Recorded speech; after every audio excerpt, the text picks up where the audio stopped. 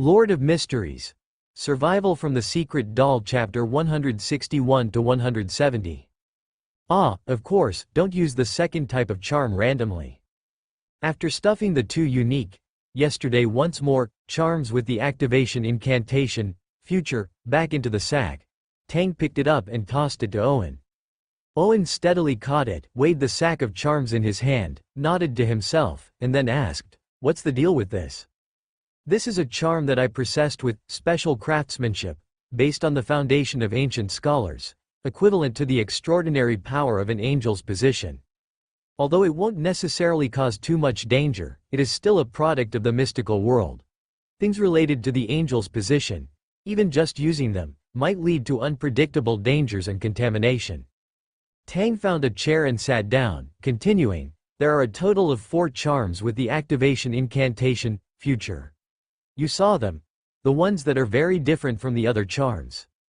These can borrow extraordinary power that doesn't belong to your current self from your future self. That is, the sequence 3 or sequence 2 you might reach in the future, including but not limited to spirituality, extraordinary abilities, and corresponding mystical items. As for what exactly it is, perhaps it depends on what your future self has." The yesterday once more charm was made by the ancient scholar's marionette using his own spirit worm, while the raw material for the yesterday once more charm with the activation incantation, future, was Tang's own split and killed spirit worm. Tang's spirit body is special enough, its position is high enough, and it has a close connection with Euclidean space. This connection is also inherited as the spirit worm is made into the yesterday once more charm. After system identification and theater confirmation, this level of charm has an angel's position and is a very powerful and terrifying charm. Of course, most of the reason for this should be attributed to Tang's own high position and Euclidean space's high position. Using this kind of charm, the user can borrow power from the future, but correspondingly, if the person who borrows power using this kind of charm uses multiple charms in a short period of time, then his connection with Euclidean space will be enough to drag him directly into that space. The spiritual number, 3, is a very important mystical concept that appears in many rituals and bears certain laws. Once this kind of charm is used more than twice in a short period of time, the user will evaporate into thin air. Eroded by Euclidean space, dragged into it. And at least Tang, who only has the position of a trickster right now, has no way to pull other living beings besides his own marionette and himself out of Euclidean space and return them to their original state. He tried this kind of deteriorated charm with ordinary marionettes that didn't have parasitic spirit worms or bionic marionette modules. After the marionette used this charm 3 times, it really ascended to Euclidean space and could never get out again. The marionette turned into the same kind of thing as the old grandfather's time worm and those tables and chairs, crystallizing into something like crystal or amber, only able to be projected into the real world in a special way. Although the dislike is genuine, Tang at least doesn't want his own brother to turn into such a humanoid sculpture without him knowing. So, definitely don't use it more than twice in a short period of time. Although there are 4, you absolutely must not use more than 2. Unless you encounter a situation that is almost impossible to recover from. At that time, he can only pray that his mastery of Euclidean space will be further strengthened after his advancement. Sounds very powerful? Involving the future? Is this the extraordinary ability of a high-sequence being of the seer pathway? Owen asked with some curiosity. In the mystical knowledge he knew, sequence 3 of the seer pathway was called Ancient Scholar, and sequence 2 was called Miracle Inventor. Is this the extraordinary ability of a miracle inventor? As expected of an angel's position, an extraordinary being with a complete mythical creature form. The Undying, who had successfully become a demigod, silently sighed. "No, it's not." Tang smiled and didn't discuss this issue too much. After putting away those charms, the two discussed it and went to see their mother, and then used their traveler ability to go to Backland to find Baron Ramde. Because of his youngest son's matter, the Death Consul, who should have forgotten the past and started a new life, was stuffed with a sack of, yesterday once more, charms and was forced to work, and he remembered some things earlier than in previous reincarnations. Seeing his eldest son, Azik Eggers was also filled with emotion. Owen, you are already an undying, successfully stepping into the realm of demigod and human. Yes, father. Owen maintained due politeness and respect towards his father. For the next potion, perhaps you can go to the southern continent to look for clues. Do you still remember the thing I gave you? Azik said. Among the gifts that Baron Ramde left behind when he left, one was a feather for Owen. That is a part of the mythical creature form belonging to the high sequence existence of this pathway. The extraordinary being of the death pathway who possesses this feather will be able to obtain a position almost equal to that of the high sequence existence, and it will be difficult to be suppressed by the high sequence being of the same pathway based solely on sequence level. This is the protection he left behind, and also a symbol. In the southern continent, in the area where the power of the god of death can still radiate in the Lotm Empire, this ornament will have an effect beyond imagination. I will try. The eldest son solemnly promised. Azik Eggers then looked at his youngest son. Tang was forced to silently retract the fiery gaze he had been using to consider turning the skeleton that had appeared beside him at some point into a marionette. High-sequence spirit world creatures can all be directly used as travelers. What a great messenger, it's a pity it's not his. If you want. The soul flame in the eye sockets of the white skeleton creature behind Azik suddenly jumped. If it could, it would probably shake its head frantically and shout to its master, "Don't send me out, ah." Tang looked at the skeleton, and then at his old father who really intended to send a messenger to him, and asked tentatively, Father, how many of these spirit world creatures do you have? Death Console is both the name of the potion and a symbol of status. The angel who once ruled the Lotm Empire must have a large number of various natural and unnatural spirits with different abilities within the underworld he expanded. Hearing this, the soul flame in the sunken eye sockets of the white skeleton trembled violently again, seeming to freeze for a moment. Ah no, eating from the bowl while looking at the pot, don't come over. Under Azik Eggers' gaze, the skeleton collapsed into one white bone after another, but it still didn't dare to leave. Tang swept his gaze over this skeleton that looked weak, pitiful, and helpless, revealing a strong, "Please let me go," will, and then looked at his old father. Azik Eggers rubbed his forehead, seemingly helpless at the performance of the spirit world creature he was driving. There are many. If you need them, I can give them to you. You can summon them with the copper whistle from before. Azik Eggers said. Tang smiled and agreed. The skeleton revealed a lifeless appearance, as if resigned to its fate. After visiting his parents, Owen returned to Saga Fortress in the Onyx Highlands. With the extraordinary abilities possessed by an undying at Sequence 4, a demigod-like existence, Owen was practically immune to the dangers of the borderlands. However, Don still had the arcane mage, Ainge, accompany him. After all, it was wise to be cautious until they figured out what the Spirit Church was up to. After Owen left, Don didn't return directly to Tingen but stayed with Azik. Father, I obtained some information related to the Death Church. He informed Azik about the activities of the secret organization in the southern continent, formerly known as the Death Church and now called the Spirit Church, and asked, what are they trying to do? If they're looking for descendants of the Death family, shouldn't they come directly to you? Azik Eggers was silent for a long time before saying, there are many things I haven't remembered yet. No, I don't need that kind of talisman. I think this process of recalling memories will also be helpful for me, as someone who was once an undying. Don regretfully put away the, yesterday once more, talisman in his hand, looking quite disappointed. Azik patiently said to his youngest son, descendants belonging to death. Well, I mean direct descendants within 3 generations of death, are not that many in the southern continent. Currently, the surviving death descendants with sufficiently pure bloodlines can probably be counted on 2 hands. Most are from the 7th, 8th, or even 10th generations, with bloodlines that have been severely diluted, merely people bearing the Eggers surname. The most up-to-date novels are first published at Apex Novel website. If they were using bloodline magic to locate people with death's descendants just to find me, they wouldn't need to go to such great lengths.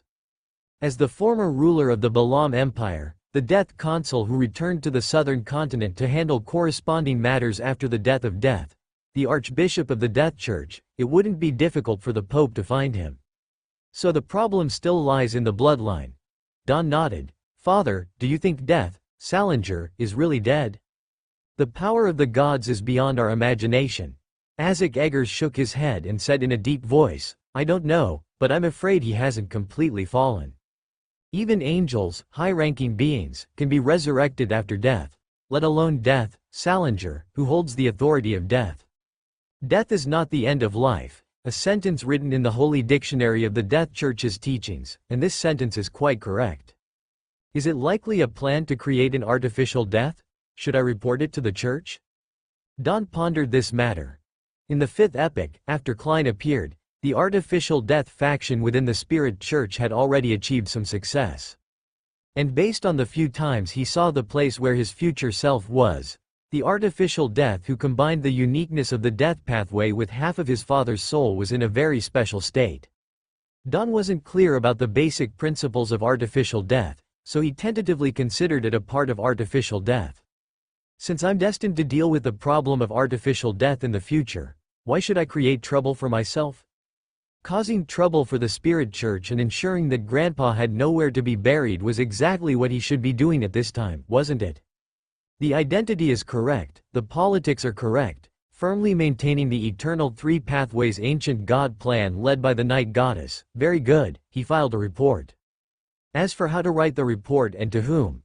The Night Goddess has sincerely sent her congratulations, so finding fault with death and earning points with the goddess isn't excessive, right? Don went to the Night Goddess Church in Tingen City and controlled his marionette to pray silently inside. The Night Goddess, more sublime than the stars, more eternal than eternity. Using the Spirit Church's goal as the center and death as the radius, pinpoint bombing. After completing the prayer, Don didn't receive a corresponding response, as if it was just a normal mass. He controlled the marionette to leave the Night Goddess Church, while his main body returned to the never-ending theater. How are those children doing? Among those children, the suitable aged children have learned the most basic writing and can enter the next stage, host. Then let's move on to the next step. In 7 years, they will firmly remember this university and everything in it. As for whether these children stay or leave afterward, whether they become Beyonders or return to Baron Ramstead's territory, whether they live a magnificent life or leave peacefully and quietly, it all depends on their own choices. In 7 years, this theater, this university, will disappear, and those children will promote the rumors of Miskatonic University, becoming a part of history, recorded in the mists of history, becoming an anchor point. From then on, this university will officially become a part of the miracle inventor's ritual. He brought knowledge and food to these children, and these children brought him anchor points and the effects of the ritual. This was a very fair trade. Send out marionettes to observe the raging sea through Euclidean space, attempting to search for the location of Death's death and his remaining mausoleum. Extract a portion of the marionettes with southern continent bloodlines from the theater, load them with the bionic marionette module, and send them to the southern continent to infiltrate the Spirit Church. At least find out how far their artificial death plan has progressed and what the reason is for seeking Death's descendants. Okay, host. The system went to chat happily with the theater core. Don pondered for a while in the principal's office, then gave up and curled up in the large high-backed chair, silently sighing. So tired, I want to slack off. How about slacking off for 100 years first? Anyway, it takes 300 years to leave the real world to complete the ritual. Wasting 100 years isn't impossible. I wonder if I can directly pull out fried chicken, burgers, and happy water after becoming an ancient scholar. He really hasn't eaten food of that quality from his previous life in this world for a long time. Even pre-made meals would be fine. No, use the yesterday once more talisman to pull it out and see? But those are just what he knows, the history of his world, not this world, nor the things he once owned. Well, never mind. He doesn't lack talismans now, making them by the sackful, wasting a few doesn't matter. Once he catches little charlatan and hangs him up as his marionette, the talisman production will double. Snow fell from the sky, gradually melting as the arrival of the new year brought a rise in temperature. Corpses that had succumbed to the winter along the roadside, hidden by the snow, finally revealed themselves as the snow dissipated. These bodies of ordinary people, who had perished from cold and hunger but hadn't immediately transformed into monsters, were collected by church personnel who were already prepared for this. They were sent to be cremated, to prevent any unpredictable mutations once freed from the constraints of ice and snow, and to avoid unnecessary misunderstandings. For most ordinary people, winter was a season symbolizing death, as the Grim Reaper swung his scythe. Each winter represented a harsh trial. The biting, bone-chilling winds, the dwindling work, the shortening of daily and weekly wages, the shorter days and longer nights. A family could easily perish due to food shortages and a lack of adequate warmth. The price of grain has dropped so much. Yes, if it stays like this, we can have hot soup and bread every day. Praise the goddess. The number of pedestrians on the streets gradually increased, and the snow on the roads was melting, with verdant flowers and grasses sprouting from the meltwater. Compared to the winter before the previous year, the population of Tingnan City hadn't changed much. During the winter, the Church of the Night brought a large quantity of grain from unknown sources into the Tingnan City grain market. The mayor of Tingnan City felt that this would affect the grain prices of the entire Tingnan area and its surroundings, but this time the influence was exerted by the church, one of the orthodox churches of the Kingdom of Loen. He could only turn a blind eye to it. Even the Loen royal family would show some restraint when facing the representatives of the gods. HMPH, if this grain were in my hands, I would never allow those damned paupers to buy enough grain at such a low price. In the Tingnan City mayor's estimation, the price of grain would greatly increase this winter.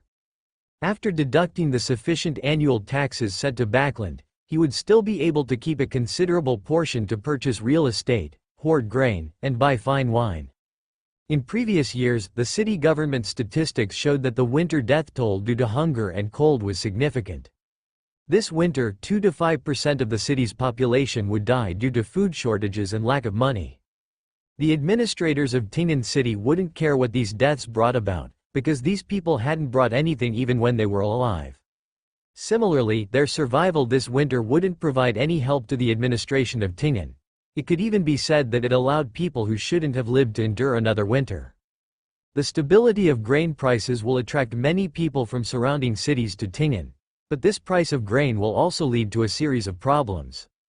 If the force behind the low-priced grain sales wasn't the church, merchants and nobles, with their inherent pursuit of profit, would have already monopolized the corresponding supply channels and sold it at a higher price to seek more profit. Few of them would consider how many of the lower classes would die if they did so. Praise the goddess. The storm is upon us. The ordinary citizens of Tingnan City didn't understand such matters. They genuinely saw cheap, sufficient food that gave them a moment to breathe, allowing the elderly and their families to live longer and the children to have enough to eat. That was enough. The believers of the Evernight Goddess and the Lord of Storms all expressed heartfelt gratitude to the gods, thanking them for the mercy from the goddess, Lord of Storms. As for the Church of the God of Craftsmen. The Tingnan City Church of the God of Craftsmen was only that big. Throughout the Kingdom of Loen, the missionary work of the Church of the God of Craftsmen was also difficult.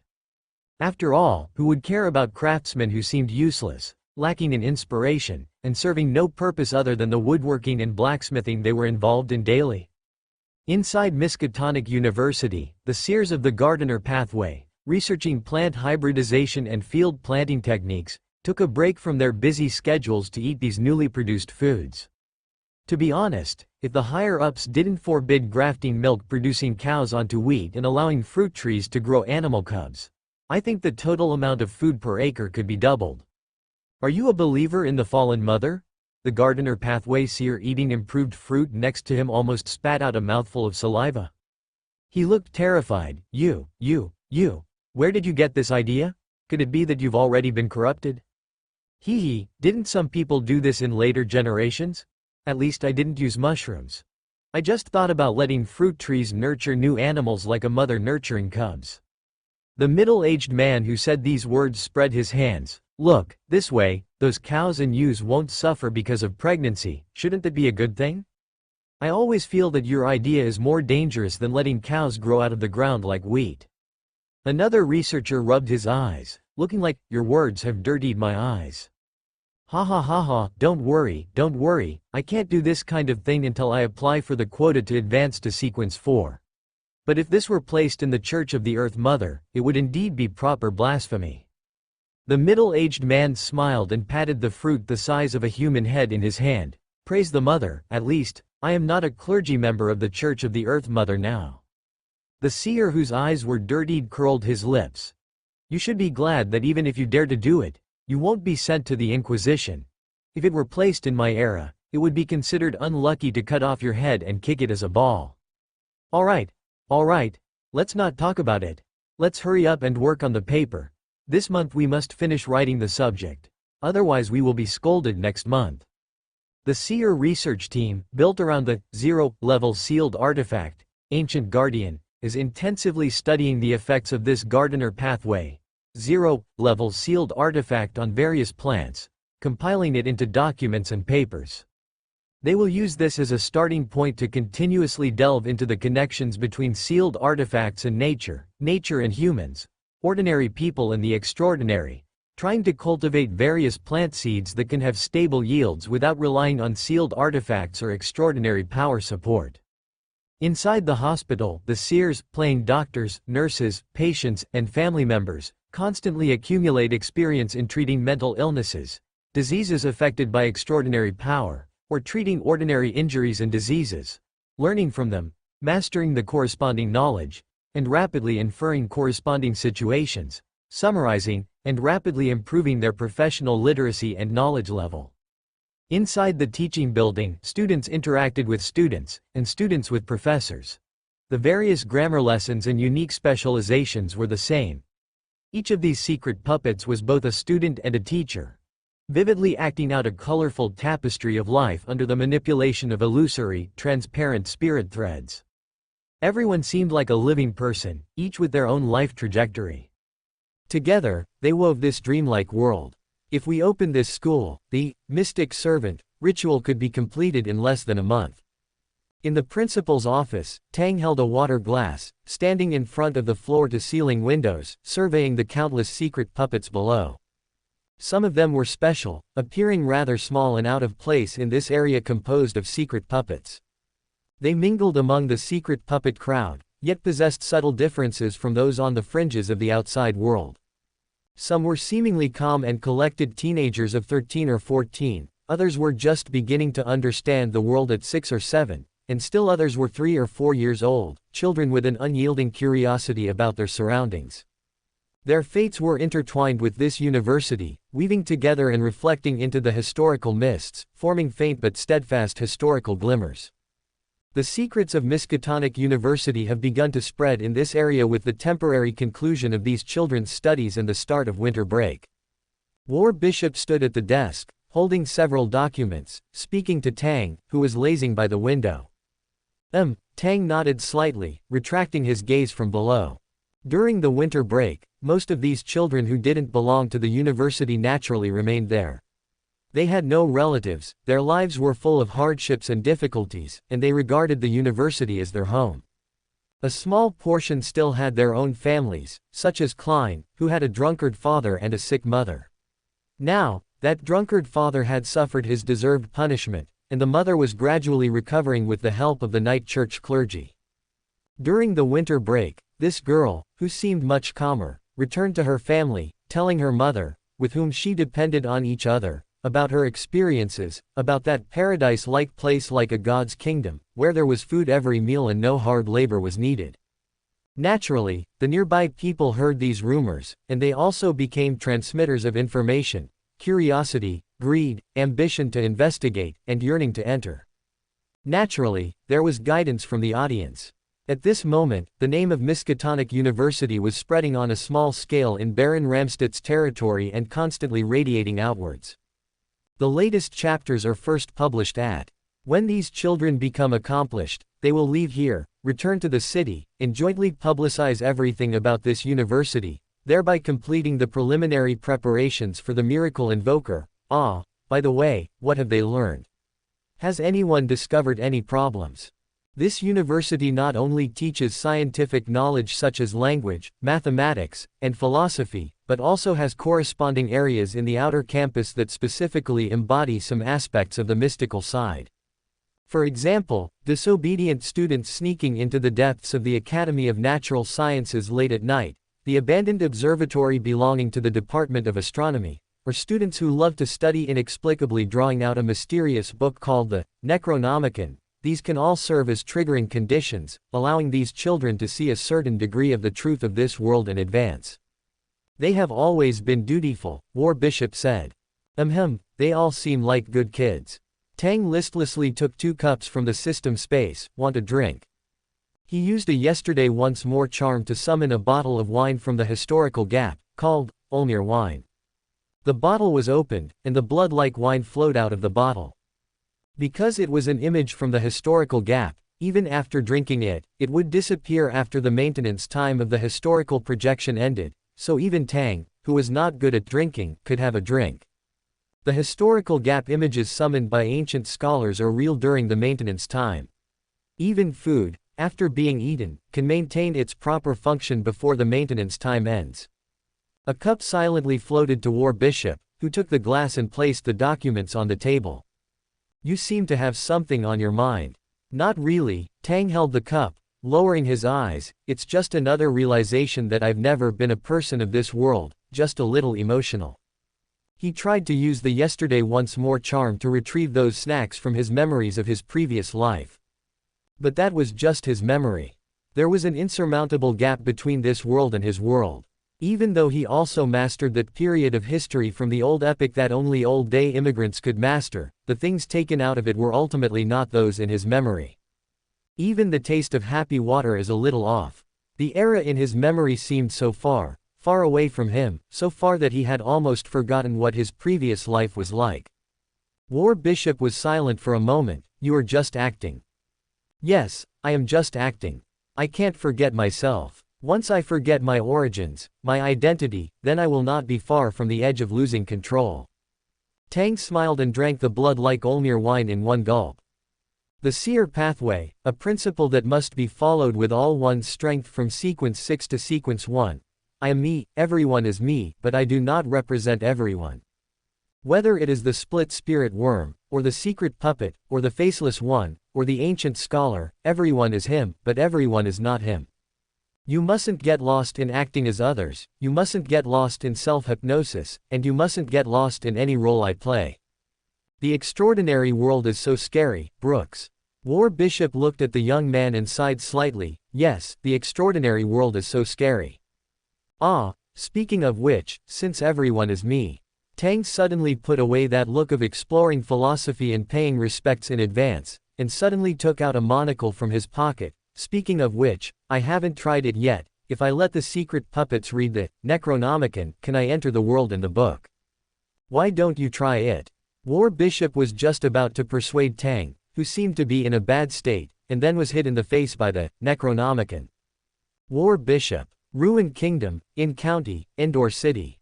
Stepping into this place, Zeratu looked just like any other traveler, cleverly and perfectly blending into this city that was gradually radiating vitality. Carrying a suitcase filled with clothes, wearing a semi-high top hat, and holding a walking stick, he walked into the city's boundaries like a true gentleman, as if returning to his own home, casual, yet revealing caution in the details. Several crows in the sky made strange calls. They crossed the city walls and, like countless other birds that appeared together, entered the city to forage for food, without attracting anyone's attention.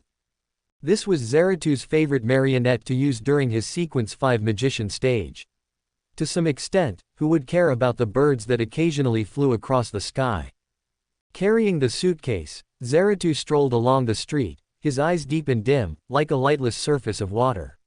He silently watched his surroundings, then nodded almost imperceptibly. A gold coin flipped in the hands of this Sequence 3 antiquarian. With a ting sound, the gold coin popped up, and as it fell due to gravity, the hand that should have caught the coin, along with the coin falling, disappeared into the street. The surrounding pedestrians ignored this bizarre phenomenon, as if that place had always been empty, without anything at all. They were still busy, still working hard for their daily food, for rent, and for life. The northwestern part of the city has always been the location of mansions and residences of the wealthy and nobles. In a detached villa there, in a corner of the garden, flames suddenly ignited, and a middle-aged man carrying a suitcase walked out from within. It was none other than Zeratu, who had just disappeared from the side of the street. Upon appearing in this manner, Zeratu glanced sideways at the servants around him who seemed to notice him, but quickly withdrew their gaze. Then, the antiquarian looked at the state of that room in the corner of the detached villa without changing his expression, nodded, and then walked towards the detached villa.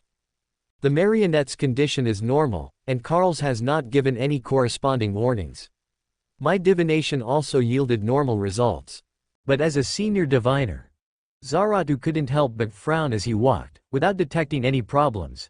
He vaguely had a strange feeling, but he couldn't find the source of this strange feeling, nor the reason for it. Spiritual intuition is never groundless. The changing things, is it because of the ritual?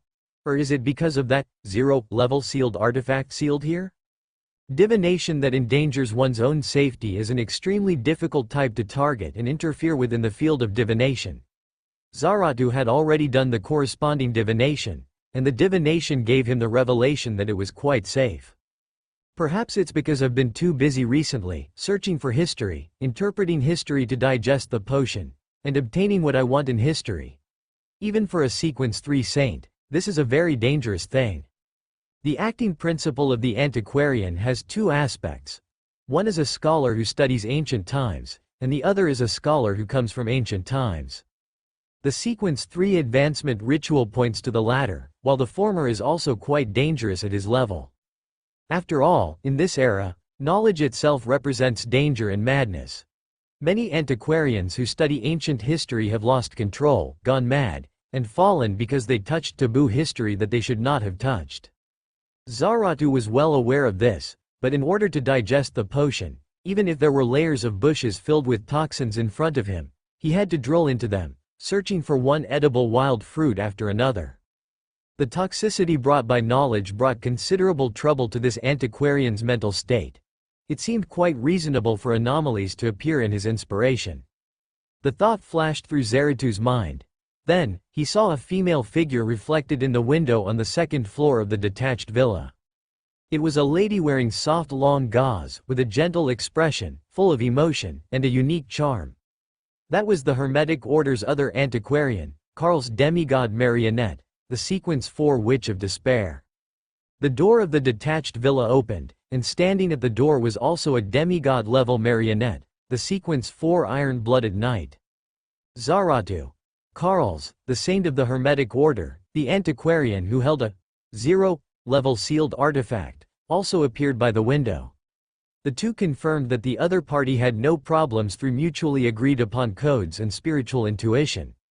Only then did Carl's signal Zeratu to come up. Looks like you're in good shape? When do you plan to advance to Sequence 2? Inside the reception room, the Witch of Despair brought tea. Zeratu sat on the sofa, leaned against the back of the chair, took a sip of tea, and said, within the next 3 years. Researching ancient history is very difficult. After all, most of the knowledge in it cannot be mastered by extraordinary individuals at our level. He said, the higher the potion's digestion, the slower the digestion speed. Carl's, how is your digestion progress? Carl's picked up a small cake on the table and said jokingly, even if I completely digest the antiquarian potion, I don't think I will be able to advance to Miracle Inventor in a short time, will I? The Hermetic Order only has one Miracle Inventor extraordinary characteristic, which is part of old Zeratu's legacy. There are high sequence extraordinary individuals in the Hermetic Order who covet this extraordinary characteristic. A saint who does not become an angel will eventually have a limited lifespan. Seeking advancement is the lifelong pursuit of most high sequence extraordinary individuals. It's just a pity that none of them have benefited from Zeratu, the Sequence 3 who inherited his ancestors' legacy.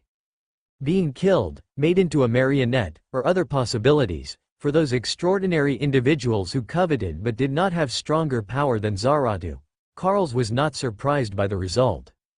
It is said that a sealed artifact corresponding to the seer pathway's high sequence appeared in Ting'an City, Awa County, not long ago. Yes, Zaratu sighed. Unfortunately, the people who went to check never came back. Now, I don't know who has that sealed artifact in their hands. The two then talked about some recent events, including the various things that the Church of the Blood Believer, which worships the evil god of the dark side of the universe, has done recently, which has attracted considerable attention. The process of discussion is also a process of information exchange, which helps the interaction of information between antiquarians and digests the potion. After all, it takes a long time to digest the Sequence 3 potion. For extraordinary sequences like Antiquarian, which become more difficult and dangerous to digest later, this is even more the case. Perhaps 5 or 10 years will not be able to advance the potion's digestion progress. Therefore, mutual exchange between ancient scholars, helping each other illuminate the mists of history, and relying on the connections between these mists to further illuminate more of history, is also a primary method for Sequence 3 Beyonders of the Seer pathway to digest their potions in the later stages.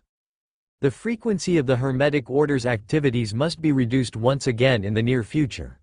I have information that the Church of the Night Goddess has been secretly discussing some matters with the Augustus royal family and the Church of Storms recently. Be careful, the Church of the Night Goddess has always been very hostile to high sequence beyonders of the seer pathway.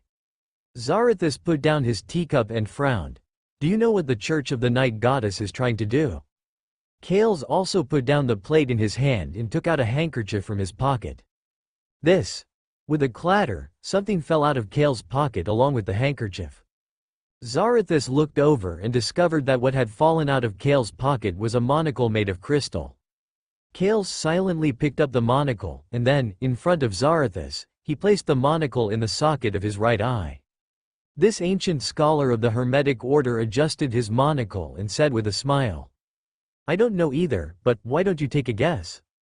With a loud bang, the iron-blooded knight, who had approached Zarathus from behind at some unknown time, raised the longsword in his hand and slashed down on Zarathus's head. Zarathus's expression showed no surprise. His calm figure turned into specks of light fragments.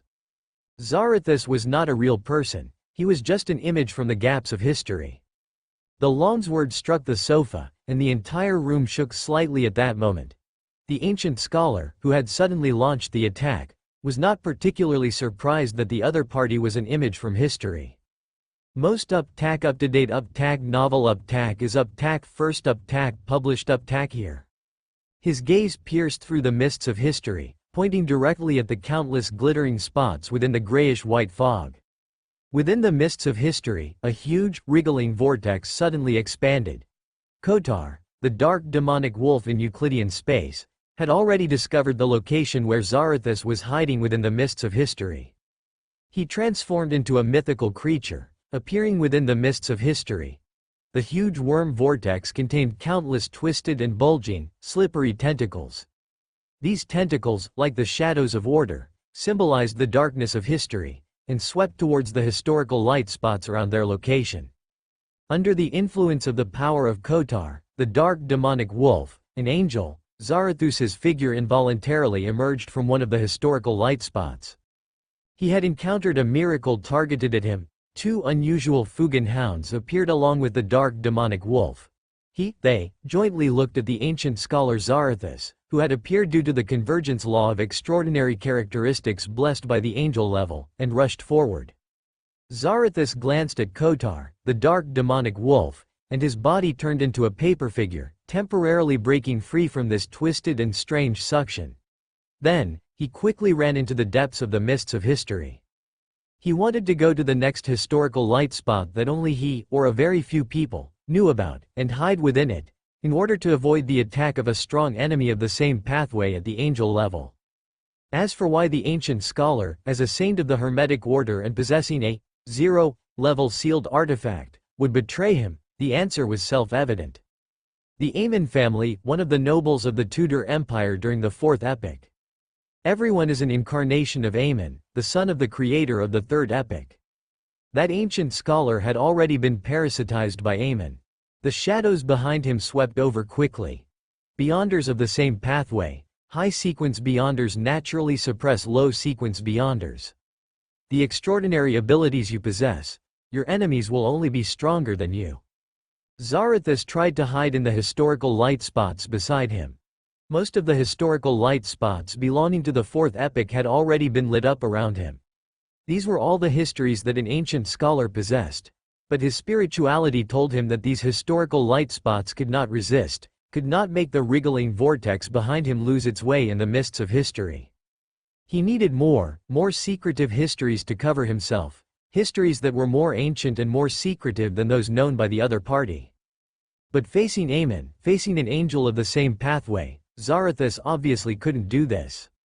So what he should do now is, just as the countless wriggling tentacles were about to touch him, Zarathus quickly left the mists of history. His figure quickly appeared on the streets of Indok, the place where Zarathus had just left through flame leaping. Cause chaos, and let the church's beyonders notice the problem here. He did not enter the secret stronghold of the Hermetic Order through flame leaping, but entered the fragments he controlled in the mists of history, pulled out the historical gap image of his former self, and let it replace the main body and go to the stronghold. Facts have proved that Zarathus once again won the chance to survive for his caution. The countless ordinary people around him all turned into Zarathus's marionettes, and together they coldly made the action of pulling the historical gap image forward. He wanted to pull out his helpers, pull out the historical gap images of high-sequence angels, in order to deal with the angels of the same pathway. But his movements were fast, and someone's movements were faster than his. Zarathus' figure trembled violently. He slowly turned his head and saw the pedestrians on the street, the customers in the shops, the stray dogs on the road, and the birds flying in the sky. They all looked at Zarathus, their cold and ruthless gazes staring straight at this saint of the Hermetic Order. Before their spirit-body threads could be manipulated, they were already someone else's puppets. The marionettes who tried to pull out the historical gap image jointly pulled out a figure. It was 4 to 5 meters tall, covered with short and dense dark hair, with 8 legs, and looked terrifying and ferocious, a demonic wolf. That was the dark demonic wolf, that was the god of wishes. What the marionettes pulled out was not Zarathus' helper, but the historical gap image of this miracle invoker. Zarathus almost unhesitatingly snapped his fingers, and flames covered his entire body, seemingly to leave this area before the historical gap image could do anything to him. But his flame leaping encountered the influence of a higher-level extraordinary ability to manipulate flames. When the flames covering his body dissipated once again, he was still in the same place.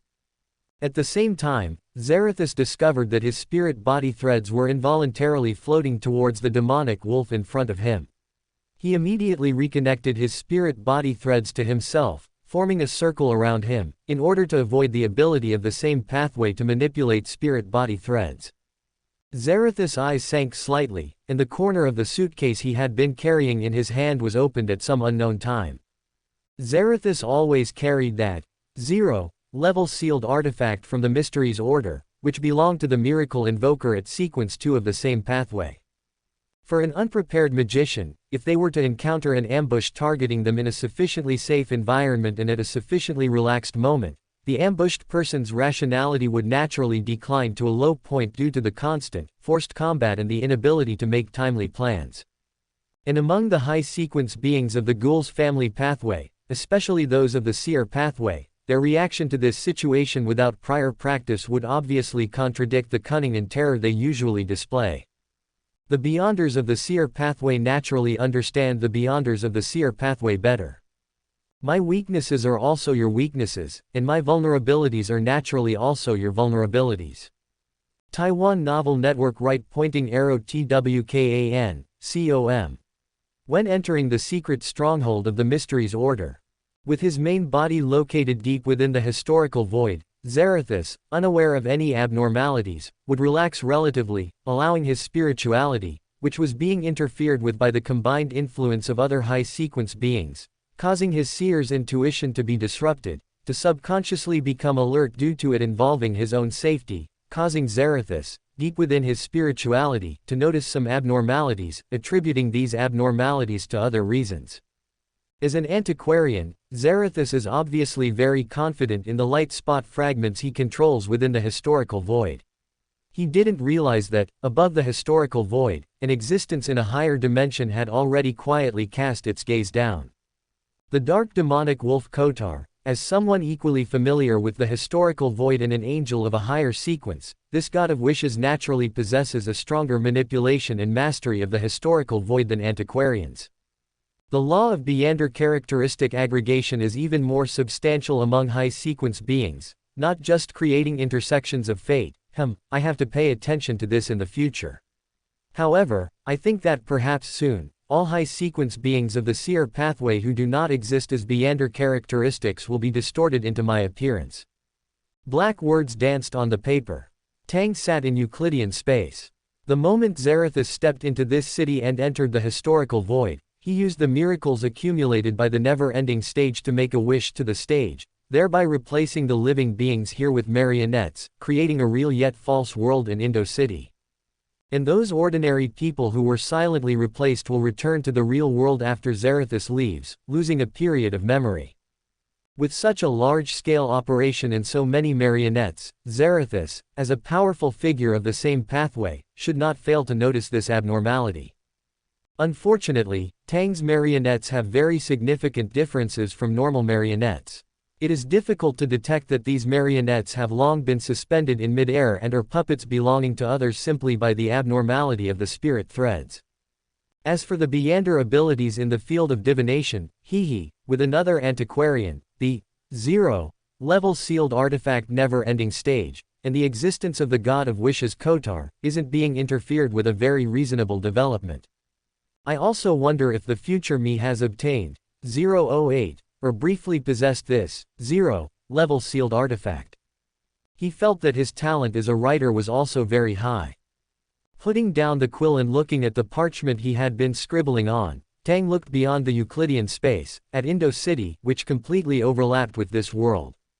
This place has become a kingdom of marionettes. Everyone is a marionette. When Zarathus realizes this, he should immediately use the sealed artifact composed of miracle invoker Beander characteristics that he has always carried. Star's Wish. This is a sealed artifact composed of the Beander characteristics of a sequence 2 miracle invoker of the seer pathway. Normally, it will not exhibit too abnormal behavior or a strong degree of activity. When a living being with a soul and extremely strong wishes appears near this sealed artifact, it will gradually revive and gradually take control, exhibiting a tendency to aggregate towards other living beings or creatures with strong wishes. When in a lower state of activity and not properly and completely sealed, this sealed artifact will silently influence the surrounding souled beings with strong wishes, luring them to make a wish with the lure of fulfilling their wishes. When the wish is fulfilled, the activity of this sealed artifact will increase accordingly, and then it will silently turn the wisher into its marionette, hanging them in the space composed within the sealed artifact, becoming a new star. Real world, Indo-City. The dark demonic wolf Kotar, emerging from the historical gap, looked towards Zarathus. The leather suitcase in Zarathus's hand had quietly opened a crack. Within the crack, there seemed to be countless light spheres formed by wriggling worms swirling around, those light spheres being fragmented and dense, like the flourishing stars beneath the night sky. Inside the suitcase, there seemed to be a complete galaxy, each star symbolizing the wish made by a former wisher. Those wishes were either ordinary, or involved the supernatural, or simply wanted some food, or wanted certain people to die. Various and diverse wishes converged and mingled, forming a brilliant starry sky. And Tang saw clearly that those stars were indeed the embodiment of the wishes made by the wishers. However, this sealed artifact should not be called Star's Wish anymore, let's call it Celestial Worthy's Wish.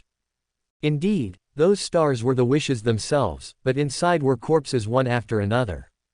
Wrapped in honey, all were corpses that had become marionettes after actively or passively making a wish to this zero-level sealed artifact. They were shrunk down, they were hung on the curtain that seemed to be a complete world inside the suitcase, becoming one of the many stars. They were all marionettes who had made wishes to this sealed artifact. The influence of the celestial worthy of heaven and earth is truly terrifying. All high-sequence beings of the seer pathway like to hang up their marionettes as dried meat. What? I like it too, then never mind. After confirming that he was going to use this 0-level sealed artifact with considerable terrifying negative effects, Zarathus immediately made his first wish. But he did not make a wish through himself. In the pocket of this antiquarian of the Mysteries Order, a paper figurine suddenly came to life. 3 slits were cut into the flat paper surface by some sharp object, representing 2 eyes and a mouth respectively. Its voice was as faint as a mosquito, but it made the stars flickering in the suitcase even more dazzling. This was one of the legacies left by old Zarathus, the Sequence 1 attendant of mysteries, which could graft part of the user's fate, allowing some of the terrifying negative effects originating from the sealed artifact to be borne by the paper figurine. And this was also one of the methods of using an angel-level paper figurine substitute. This was the grafting ability of the attendant of mysteries. I wish I could immediately get rid of all tracking and leave this place. He abandoned the many spirit worms hidden within his secret puppets, abandoned this stronghold, and planned to leave immediately. Using the extraordinary abilities of the Faceless and the other sealed artifacts on his body to interfere with tracking, he would conceal himself. The suitcase seemed to contain an entire world, with countless stars shining brightly. They echoed each other, and suddenly, Cheritu, surrounded by the secret puppets, rapidly faded away, like a historical gap image that did not belong here, about to break free. The wish of the stars fulfilled Cheritu's wish. The dark magic wolf Kotar also stretched out its claws. This angel did not try to stop the other party's miracle, but also made a wish. I wish that I could transfer with the ancient scholar in front of me. This miracle inventor also faded away in the same way, by wishing to himself. The 2 figures disappeared from Indo City one after the other, and the countless secret puppets here also faded away after the disappearance of the 2 high-ranking members of the Seer Pathway. The real residents of Indo City were once again placed in this city. They still maintained what they had done before, what they were going to do. Perhaps 1 or 2 people would discover that there was a period of time in their short and hurried lives that had disappeared for some reason, but they had no time to delve into this unanswered question, nor could they examine the meaning hidden within. Cheritu's figure, trying to escape tracking with the sealed artifact, appeared on the coast of the Jhansi County. The suitcase had been locked, but the paper doll in his pocket, which had made a wish to the sealed artifact, now had its neck broken. Illusory and transparent black things floated out of it and entered the closed and locked suitcase, forming a small star that was neither bright nor dazzling. The danger was not therefore lifted. This ancient scholar of the secret order immediately pulled out a historical gap image, a Sequence 4 saint of the apprentice pathway, a secret mage who possessed many extraordinary abilities in the field of space. The secret mage's historical projection grabbed Cheritu's shoulder and quickly entered the spirit world with him, trying to travel through the spirit world and leave ruin. But in the spirit world, in the world where countless colored oil blocks overlapped each other, the dark magic wolf Kotar appeared in it at some point, and 2 unusual Fugan hounds also appeared here.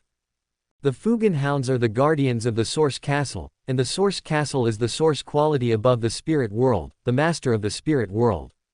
The newest novels are first published at Uptak.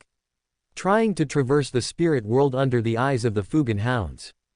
Banishment. The secret mage's historical gap image that Cheritu pulled out gave up manipulating the spirit world travel.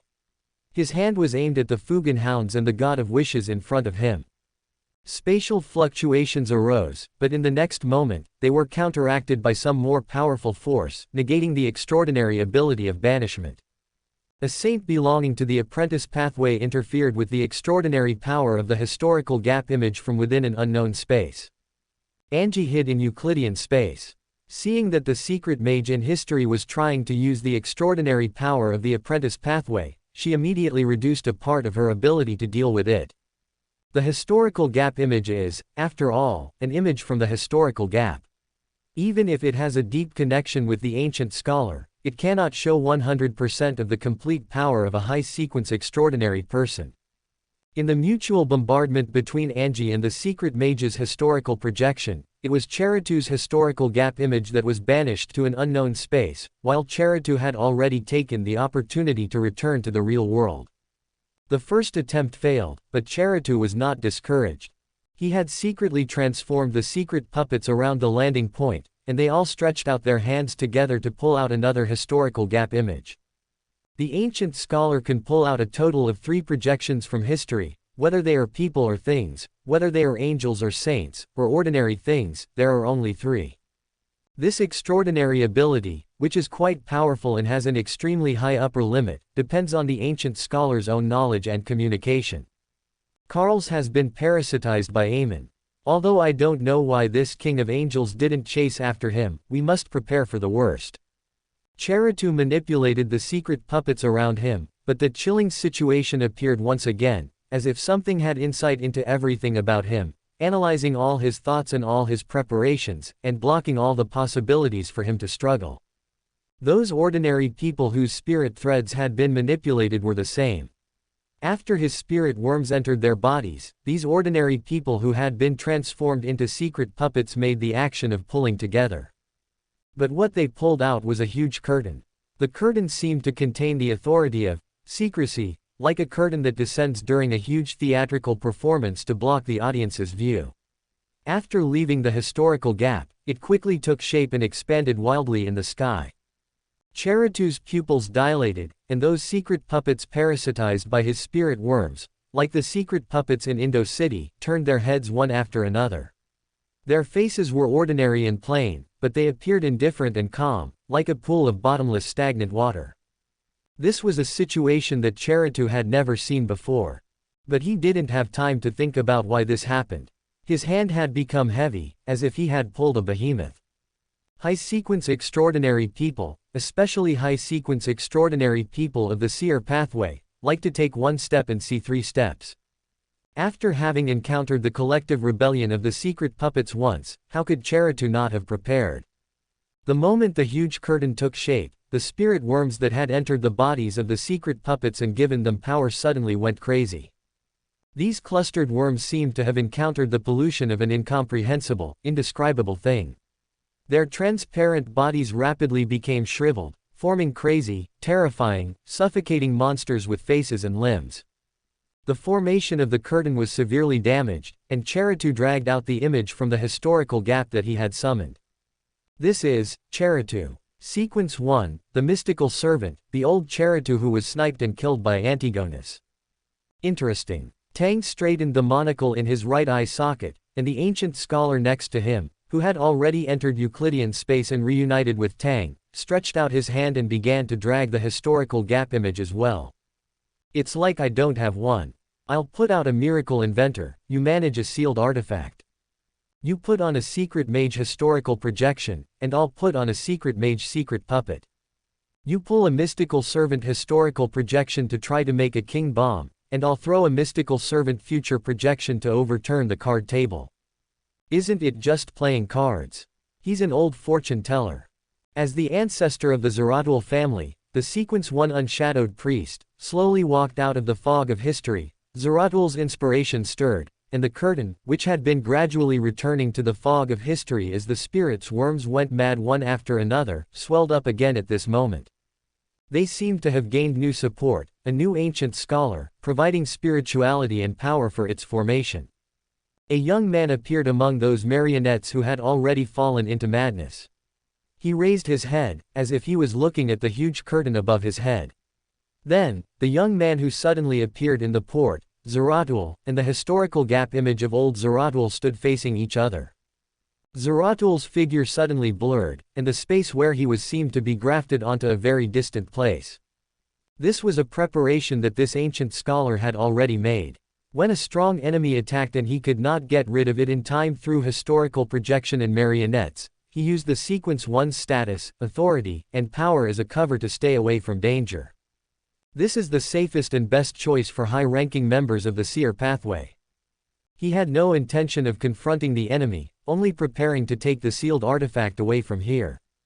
Although leaving in this way requires passing through the corresponding spirit world and grafting it, it can directly skip the process of traveling through the spirit world, preventing the Sequence 2 miracle inventor and Fugan Hound in the spirit world from quickly finding his trace. This kind of escape method is effective even when facing Sequence 2s, or even Sequence 1s of other pathways who are not good at dealing with such extraordinary methods. Because this is the extraordinary power belonging to the unshadowed priest. This is the power belonging to old Zeratl's historical gap image. But the end point of the grafting was tampered with. The young man in the midst of the mad marionettes was also an image from the historical gap. He should not have consciousness, and his only fighting instinct made him simply raise his hand slightly, and the area around Zeratl that was grafted to the distance was grafted back to this port, forming a closed loop again. Closing this place, always connected. This is the authority of tampering and reorganization, consistent with old Zeratl. The power you have mastered, your enemy naturally also masters. Zeratl's pupils dilated again, and his heart sank.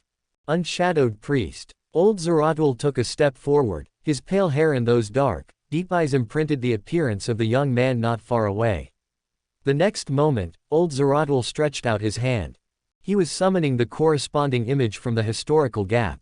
The young man stretched out his hand almost at the same time as old Zeratl, and both of them simultaneously dragged out a new historical projection from the fog of history. Old Zeratl dragged out a demon wolf, a 6-meter-tall wolf with short, hard, gray-white fur, only 7 legs, looking lonely, terrifying, and crazy in the historical gap image. That was the offspring of the destruction demon wolf Phlegre, the god of slaughter, Freud who lived in the Second Epoch. He was a combination of the Sequence 2 Glorybringer of the Twilight Giant pathway and the Sequence 3 Ancient Scholar of the Fool pathway, thus giving birth to a product with its own crazy killing consciousness. The ancient gods were crazy because, without the existence of the blasphemy slate, they tried to accommodate many different pathways and extraordinary characteristics of different sequences, but the extraordinary characteristics with similar authority conflicted and rejected each other, making it difficult for the ancient gods to have normal, rational thinking. This also created the abnormal thinking of the ancient gods in the Second Epoch, and their offspring mostly did not have normal sanity, only driven by instinct, recklessly acting. And instinctively giving birth to offspring, whether normal or abnormal, can indeed allow them to gradually eliminate some extraordinary characteristics of non-adjacent pathways. Perhaps after hundreds or thousands of years, these ancient gods will one day regain their sanity because of this. Unfortunately, in the Third Epoch, they encountered the ancient sun god and never had that opportunity again. And, god of wishes Kotar and, god of slaughter, Freud were both born in this way, belonging to the descendants of the destruction demon wolf Phlegre. The former was lucky, only inheriting the extraordinary characteristics of one pathway, while the latter mixed different pathways, even multiple extraordinary characteristics that were not in an adjacent pathway that could jump pathways, causing many creatures to die because of the birth of god of slaughter, Freud. Slaughter was thus named. After old Zeratl pulled out this offspring of the destruction demon wolf Phlegre, this ancient god's offspring began to pull out historical gap images, trying to pull out things related to the destruction demon wolf Phlegre. Enhancing the connection through the corresponding historical gap image and pulling out higher level things, the historical gap image pulling the historical gap image, this is a routine operation of the seer pathway. Although it consumes spirituality abnormally, if the spirituality support is sufficient, the ancient scholar can indeed use the Matryoshka doll method to make the historical gap image endless. I hope my spirituality can recover quickly. The paper figurine in Zeratl's pocket was once again cut open by an invisible blade, revealing its mouth and eyes. He made his second wish to his sealed artifact. One ring after another, it's really disgusting. Tang Xinjiang slandered, and when he saw clearly whose historical gap image the future should be without consciousness, self pulled out, his spirituality moved, the corners of his mouth twitched slightly, with a dazed and helpless look. Ah, this. Host, your future projection seems to. Pulled out Zeratl's future projection. The next moment, the Euclidean space once again suffered the same appearance as when the godforsaken land faced the god of wishes Kotar. Large patches of mosaic crazily spread around the future historical gap image pulled out by the ancient scholar, creating a world that isolates the inside and outside and rejects information interaction. Tang turned his head to look at the ancient scholar marionette. I remember that this historical gap image should not allow the corresponding consciousness to be transferred over. He didn't intend to directly lose his memory for a period of time, just a Sequence 3 ancient scholar, even if he possessed a 0-level sealed artifact, he had more than one 0 level sealed artifact in his hand. Even if the pulled-out historical gap image only possessed the extraordinary ability of the unshadowed priest, and would only fight instinctively, it was still a considerable combat power, enough to deal with old Zeratl's historical gap image.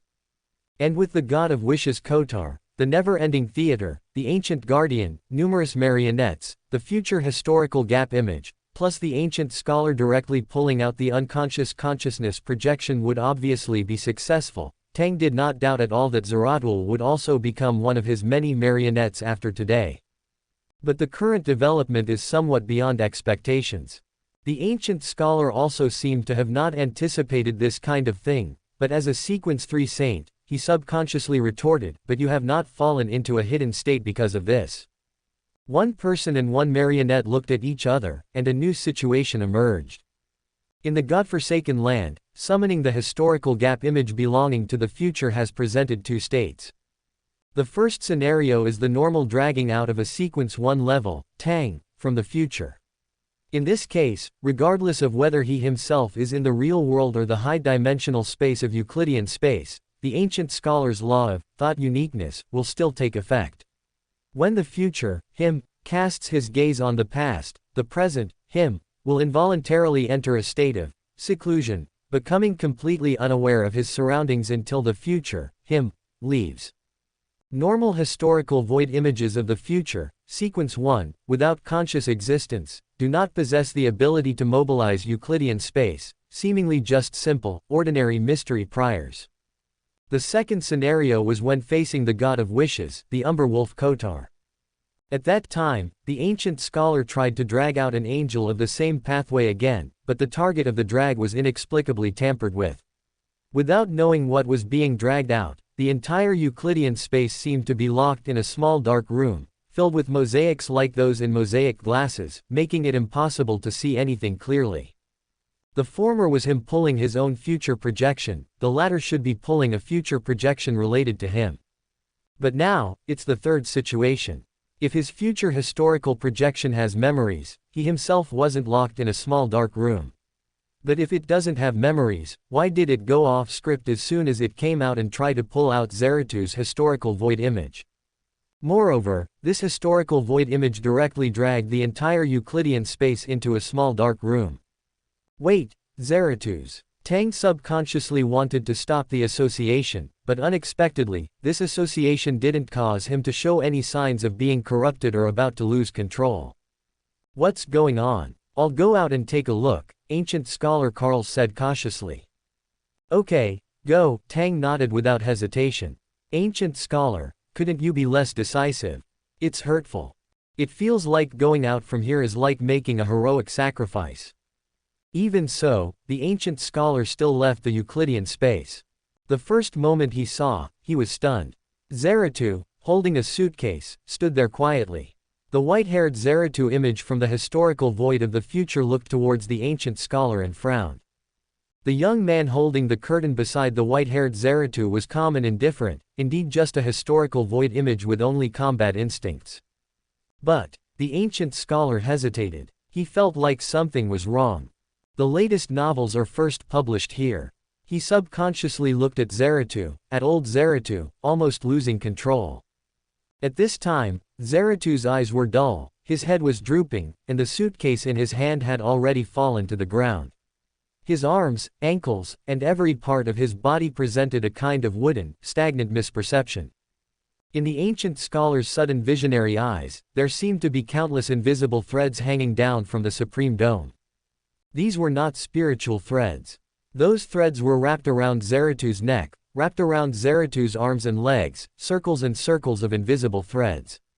And above the supreme dome, someone, silently, indifferently, secretly, cast down the threads of fate, manipulating this puppet named Zeratu, towards the correct fate. And all of this started from when Zeratu saw the historical void image pulled out by the young man, heading towards losing control. Where is it wrong? When Zeratu saw the old man with white hair and a long, dense white beard on his face, he was stunned, horrified, and then entered a strange, trance-like, absent-minded state. Who am I? Who are you? He couldn't help but ask. The old Zarathu's historical void image and the young man who appeared seemed to have disappeared, and countless ordinary people in the entire port had also disappeared without a trace, leaving only him and the white-haired old man. In the sky, ripples rippled slightly, as if the river of fate presented a concrete image here. I am you. The image from the historical void replied calmly. Are you surprised? No, Zarathu subconsciously retorted. Suddenly, he had a moment of clarity and tried to mobilize his sealed artifact to escape this strange state by making a wish. But his plan failed. He couldn't sense the existence of his sealed artifact, and the connection with the historical void image also had a certain degree of error, as if those historical void images were all summoned by this historical void image in front of him. No, how could you be me? Are you my future? You can't be my future. The future cannot be truly predicted. This is the consensus of all diviners and all beyonders in the divination field. Future historical void image. Hey, how could there be such a thing in this world? You are deceiving me. You are Amon. The white-haired old man just smiled at this. Then, he walked slowly to Zarathu and stopped a few meters away from him, in Zarathu's vigilant gaze. As a diviner, I think you can easily get the answer you want from me. He said calmly. This historical void image released all restrictions in the field of mysticism, allowing his past to seek the answer in his heart here. Zarathu instinctively sensed something was wrong, but couldn't find anything wrong. His thinking began to gradually become chaotic and uncontrollable. Many of the vigilance that should have been there was rapidly disintegrating with the passage of time, like insignificant branches, being carefully pruned and trimmed into the most perfect state. He subconsciously used divination to determine the person appearing in front of him, to understand the person's existence. Is he, me? Yes. The diviner's intuition gave enlightenment.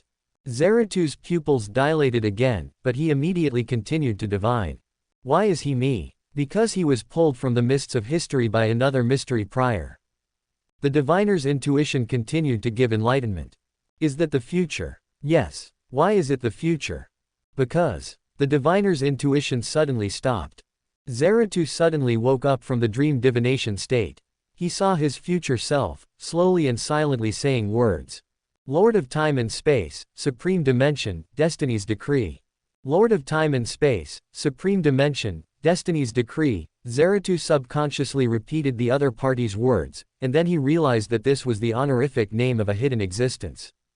He subconsciously wanted to stop speaking, but suddenly, another self appeared in his heart. Another figure of Zarathu. That was a rigid, lifeless self, wrapped in countless transparent threads, without self-will, and already lost all life, muddled and ignorant.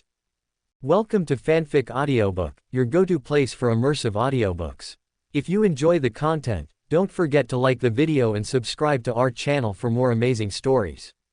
Zarathustra was pulled into a deep quagmire.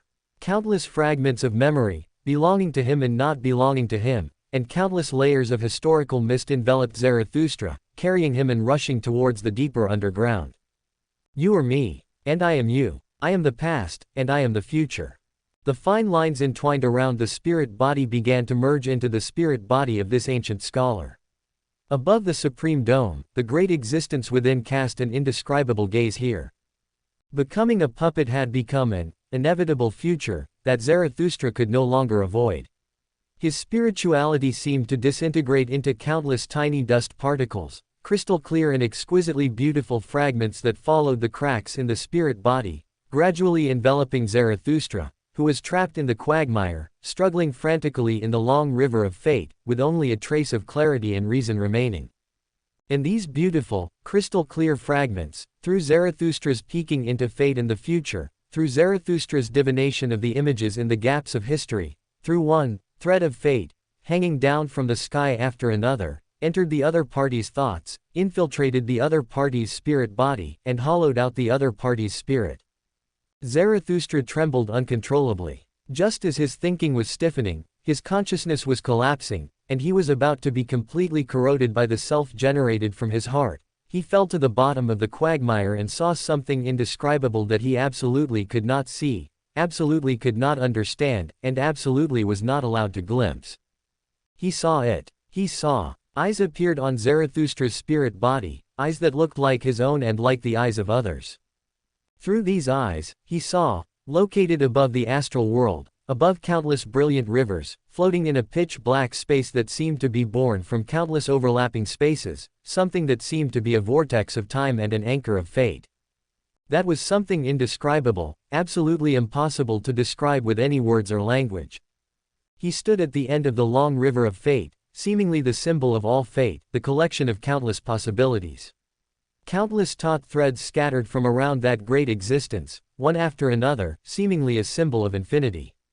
And that infinite possibility spread towards a distant, seemingly boundless area, with no end in sight. Among them, there was only one line, a huge and resilient line. Countless fine lines branched out from this thick line, disappearing into the edge of the brilliant starry river, disappearing into the void, into the darkness that could not be illuminated by light. Although it trembled slightly, it always connected the astral world, connected the sky, connected the earth, connected countless stars, and ran through the past, present, and future, weaving a huge, indescribable net with an incomparably wide main trunk and infinitely extending but thin branches.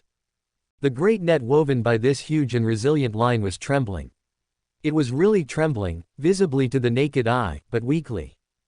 With each tremor, Zarathustra seemed to see some twisted and bizarre scenes. He saw himself, saw the historical gap image of the old Zarathustra in front of him, and saw the subtle light flickering in the dark eyes of the mysterious attendant dressed as a young man.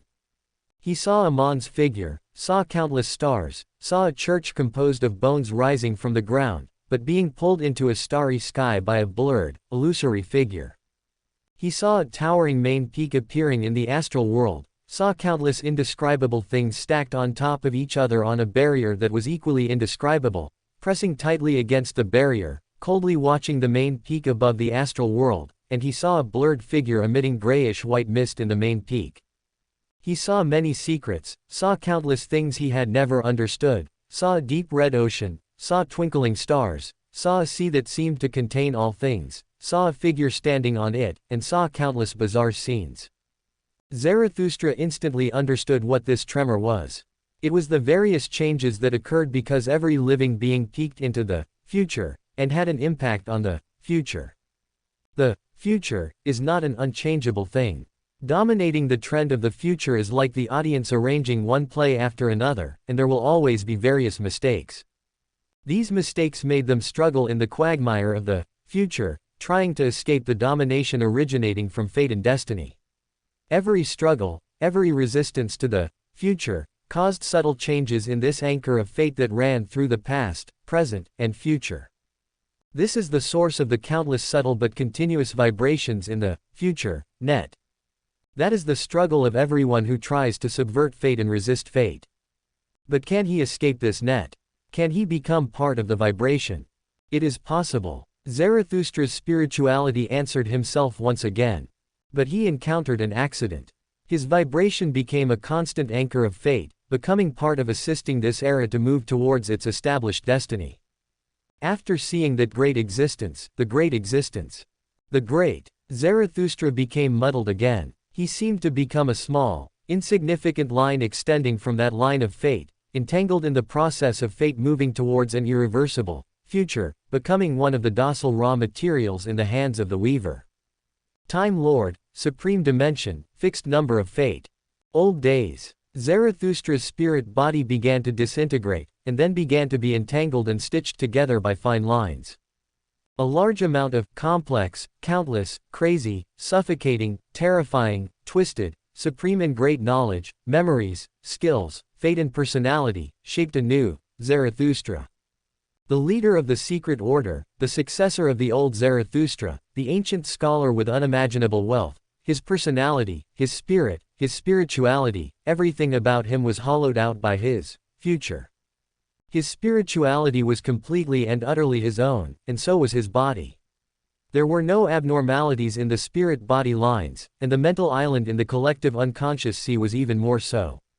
No mystic, no audience could draw any conclusion from this ancient scholar that he is not him, because he is him, and this is an unquestionable fact, whether at the physical level or the mystical level.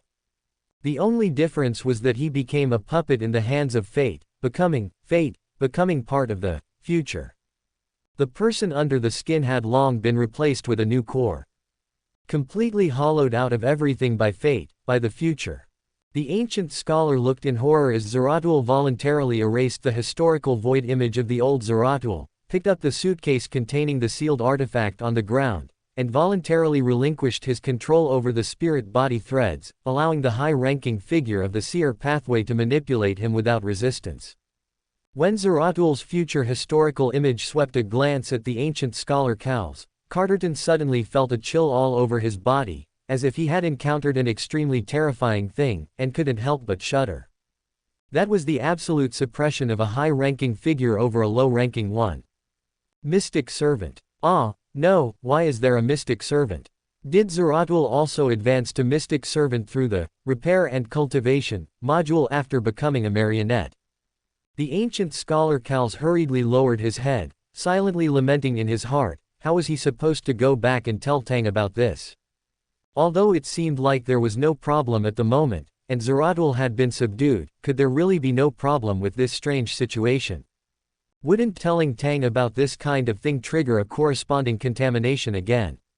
Regarding future, the explorations over this period have sufficiently proven that anything involving the future, high-level things that cannot be known now, will lead to the occurrence of corresponding contamination once deeply contemplated.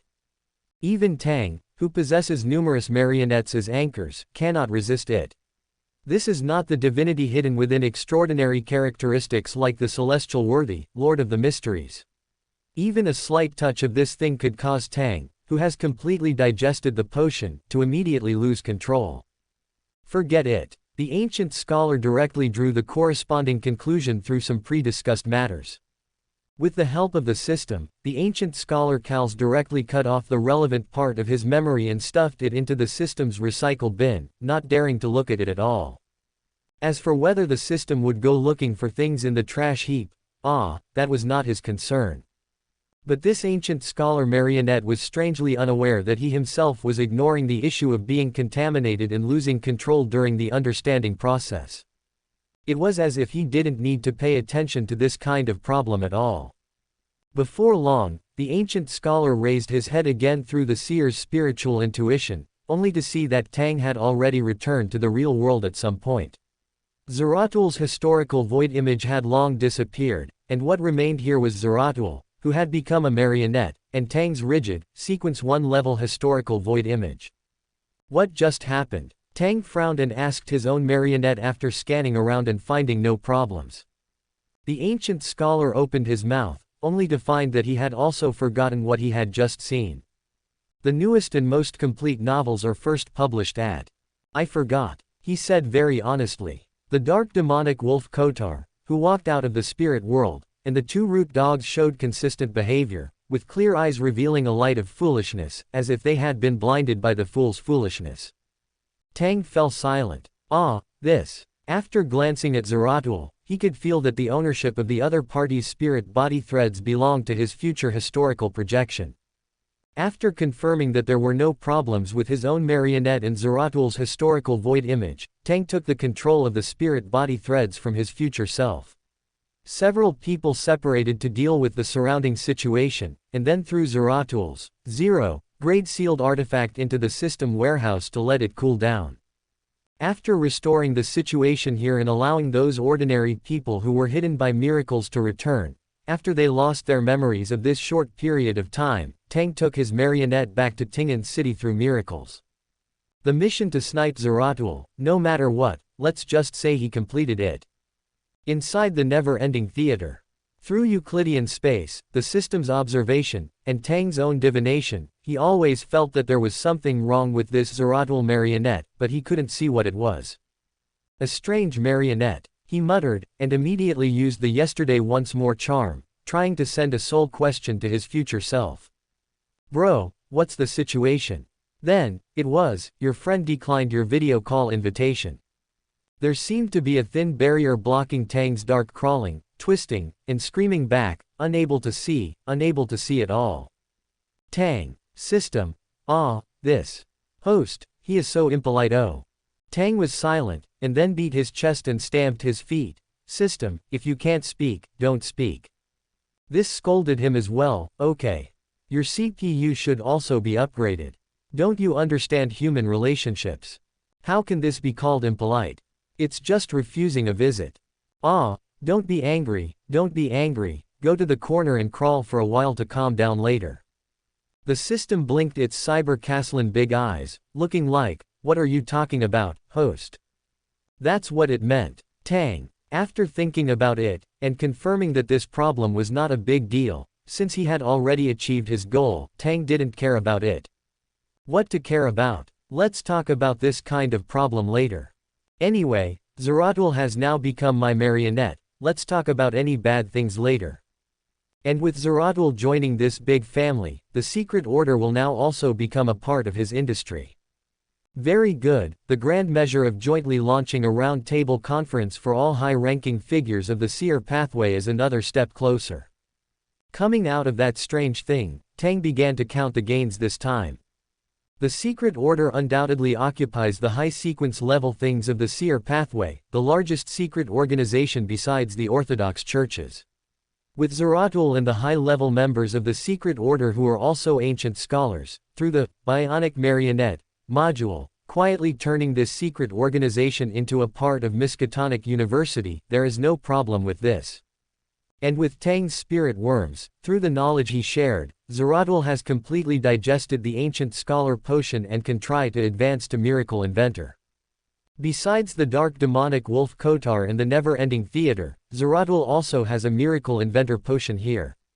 And during the process of building my advancement ritual, Zeratul can completely advance to sequence 2 first and become a miracle inventor. Anyway, there are still 300 years, so there is no hurry. When the time comes, just let someone dig out their potion for him. Ah, well, it's a bit bloody, but put it into the system and make it into a potion slurry from sequence 9 to sequence 2. It's better to use the Sun Scepter to separate the extraordinary characteristics at that time. And now, the never-ending theater, the dark demonic wolf Kotar, and Zeratul, these 3 miracle inventor extraordinary characteristics are all firmly under Tang's control. Just when Mr. Fool in the original work was still worried about how to solve the dark demonic wolf and obtain the miracle inventor's extraordinary characteristics when advancing from 3 to 2, Tang was already troubled by which potion to choose to complete the advancement to miracle inventor. Ah, is this the happiness of having too many choices? After observing through Euclidean space and spending some time custom making a bionic puppet module exclusively for Zeratot, Tang released Zeratot and the ancient scholar Karis again. Collect as many high-sequence Beander characteristics as possible from the Seer, Apprentice, and Thief pathways, and then, find a few Hermetic orders unshadowed and send them over. Tang then added, alive ones, preferably those who have committed more sins, and no puppets. Taiwan novel website right pointing arrow TWKAN, COM. There are quite a few unshadowed in the Hermetic order who have committed many sins. Without fully understanding that Zeratot and the ancient scholar Karis have already rebelled, even the unshadowed, known for their cunning, would find it difficult to escape the capture of 2 higher sequence ancient scholars. And capturing live unshadowed, without puppets. Repairing the spiritual bodies of puppets through knowledge fragments to mass-produce spirit worms is a bit of a waste. Using fresh unshadowed, whose spiritual bodies can be repaired, as a supply for spirit worms to mass-produce yesterday reappearance charms is just right. It doesn't require consuming knowledge fragments, and there's no need to worry about the unshadowed causing any trouble here. After all, there are quite a few puppets and level 0 inches sealed artifacts here, and there's also an angel old gentleman from the Thief pathway wandering around. Ah, as for what to do with the captured unshadowed, of course, they will be locked in a room, given some water and food every day to keep them from starving to death, and then hung up to split spirit worms, kill spirit worms, restore their spiritual bodies, and then repeat the entire process of splitting spirit worms and killing spirit worms. There's no need to worry about eating and sleeping, and there's no need to worry about being hung up as a puppet at any time. The never-ending theater comes with mass-produced food and high-sequence authority from the Seer pathway. No need to worry about losing control, there are authoritative psychologists here, and if it really doesn't work, just put on a monocle. Worry about lifespan, the old gentleman personally performs manual lifespan extension. Worry about enemies. Everyone here is your enemy. What is there to worry about when you are surrounded by enemies? Isn't this a proper seer happy house? Host, you like it. If this house were for you to live in, you would be unhappy again. The system hesitated, then sneakily went to chat with Amon, who was resting in the monocle. Isn't this a very normal thing? Amon shrugged, expressing surprise at the system's obvious excess of humanity. A product of mad knowledge is actually sympathizing with those unshadowed. The system was so angry that it raged for a moment. Okay, it felt that it couldn't talk to this kind of natural mythical creature at all. It wanted to electrocute him even more. Compared to this, Amon pinched the corner of his right eye, as if he was still wearing a monocle carved from crystal there. Ask your master for me. It's like this, he still doesn't want to talk to me, and honestly, his thoughts are really interesting at times. So, hasn't he already obtained the main ingredients for the Sequence 3 and Sequence 2 potions? Ask him, when does he plan to go to the Hornasus Mountains? This angel of time, the former king of angels in the field of deception, asked with a smile, after the ancient scholar's ritual is completed, I think the next advancement will become very simple. Since he doesn't plan to become a time worm, to become error, then he should hope to become, the fool, shouldn't he? There seemed to be some degree of expectation in Amon's voice. Hornasus Mountain's main peak, the night country where the city of the living and the land of the dead are harmoniously integrated, where during the Sealed One's 4 Emperors' War, Antigonus successfully accommodated the uniqueness of the Fool Pathway by fooling fate, becoming the King of Angels of the Fool Pathway. Then this King of Angels was locked in a small dark room by the Goddess of the Night. The system didn't know what this crazy, worrying thing was expecting, and could only feel a bellyful of frustration, complaining to its host. The current 2 Beander characteristics of the Mystery Prior are gathered in the night country controlled by the Goddess of the Night, on that Antigonus. Hearing the system's retelling, Tang returned to his room and sat at his desk. Although the Sequence 1 Mystery Prior's advancement ritual is already in sight and is quite easy to complete, without considering the possibility of someone causing sabotage, there are actually still concerns. Currently, of the 3 Mystery Priors, 2 are with Antigonus. There is also a Mystery Prior's Beander characteristic that was directly swallowed by the Saphira Castle and will appear with Zhou Mingrui's birth.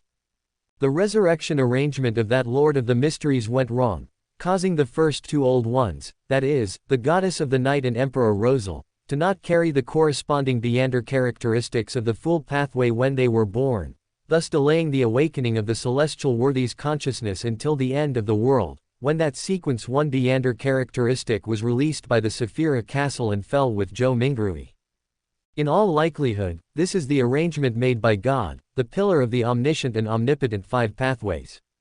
Honestly, this kind of mutually hindering arrangement allows everyone to have a chance to breathe, otherwise the first to suffer would be the Goddess of the Night, who would directly become the Lord of the Mysteries at the first moment of her birth.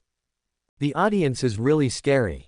In the original work, when Zhou Mingrui was born, the night goddess manipulated, half a fool, and Antigonus, whose celestial worthy's will was greatly revived, indirectly affected the operation of the Saphira Castle, directly throwing the complete Beander characteristics from Sequence 9 to Sequence 1 that should have come down with Zhou Mingrui into the land abandoned by God. Well, to some extent, this is quite in line with the prophecy once made by the ancient sun god, among that grey fog near the west continent, someone will come out. The 3 Sequence 1 Beander characteristics plus a uniqueness are now all accounted for and have owners. I probably won't be able to get the one in the Saphira Castle unless I let the celestial worthy's consciousness awaken in my body, and then use the uniqueness of the thief pathway to exploit a bug, making the Saphira Castle recognize me as the Lord of the Mysteries. But if he does that, his mental state will be in jeopardy. After all, even if he wants to use error to exploit a bug, the celestial worthies must be activated and revived to a considerable extent to deceive the Saphira Castle. And even if Tang relies on his transmigrator characteristics, he can form a stable balance against it through the essence of a high sequence being, plus a large number of anchors, after the celestial worthy's will is activated within the Beander characteristics. But if he uses the mystery prior in the Saphira Castle as the main ingredient for Sequence 1, his own state will become even more precarious after advancing to Sequence 1. The celestial worthy's will is the biggest problem. The divinity brought by the Beander characteristics is not mental pollution, and it is impossible to solve it by shattering the spiritual brand through the system. This problem can only be reduced when the end of the world is near and the initial will gradually weakens.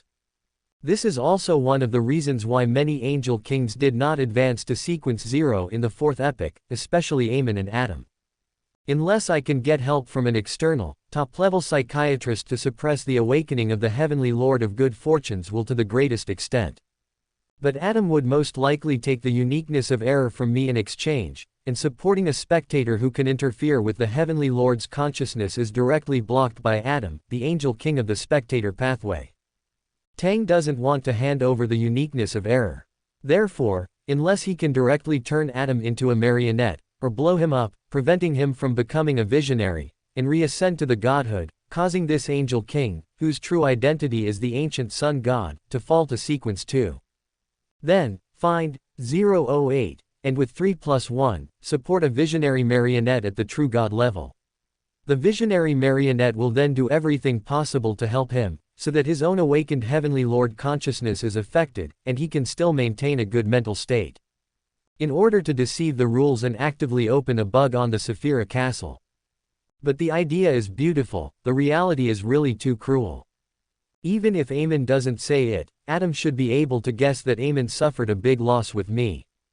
With the spectator's ability to arrange and control the mind, Adam, who possesses the authority of the visionary, may not give me a chance to face him directly. Not to mention blowing this angel king down to Sequence 2. Even if he takes action in the future, he will only blow up Amon's uniqueness plus a Sequence 1 characteristic, and Adam, who is no less than Amon, is even more elusive. Of course, you can also consider using Euclidean space to try, but it is unlikely to be done. After all, it is a Saphira. The level of defense is there. Even in the case of Sequence 2, it may not be possible to invade with the help of error. The latest novels are first published at. Let's talk about this method later, but according to the indication of inspiration, I can probably only consider taking the Sequence 1 characteristic from the goddess of the Evernight. Just like Zeratu of the Fifth Epoch, enter the Misty Town and take a characteristic from Antigonus. And compared to Zeratu, my advantage is not only that I have a potential cooperative relationship with the goddess of the Evernight. If he goes to the Misty Town, the goddess of the Evernight should not leave a historical void image of him there, causing him to be incomplete due to the historical void image at the critical node of advancement, thus losing control. Well, find a time to pray at the Church of the Evernight to see if I can get any feedback. But then again, what does the Church of the Evernight think of the spirit world plunderers? I don't know how the astral world is doing. The barrier of the primordial one has been weakening. The seven gods need to seal the loopholes.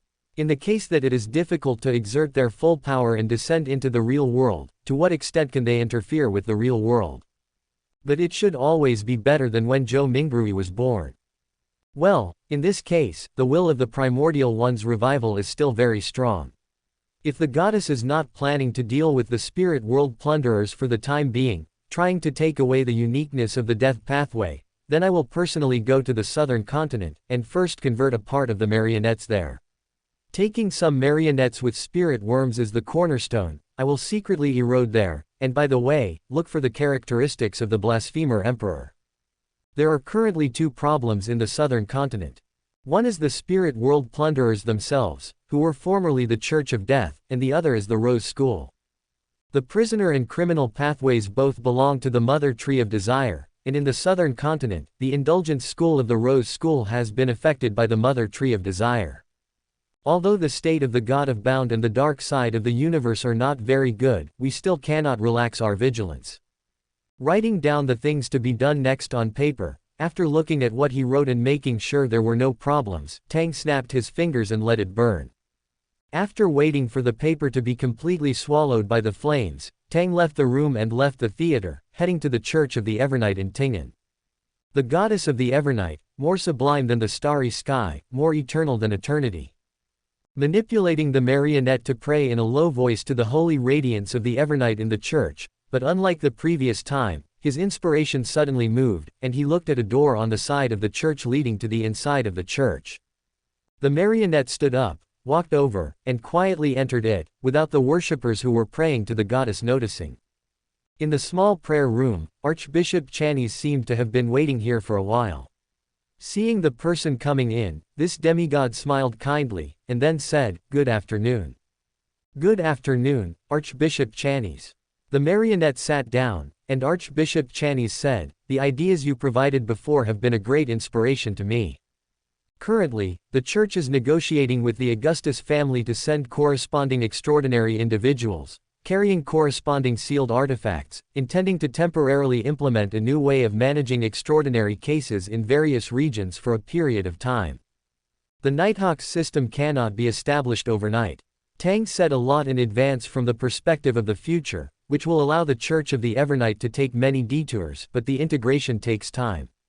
The Augustus family and the Church of the Evernight, and even the Church of the Storms and the Church of Steam and Machinery, all need a certain amount of time to gradually improve this theoretical thing.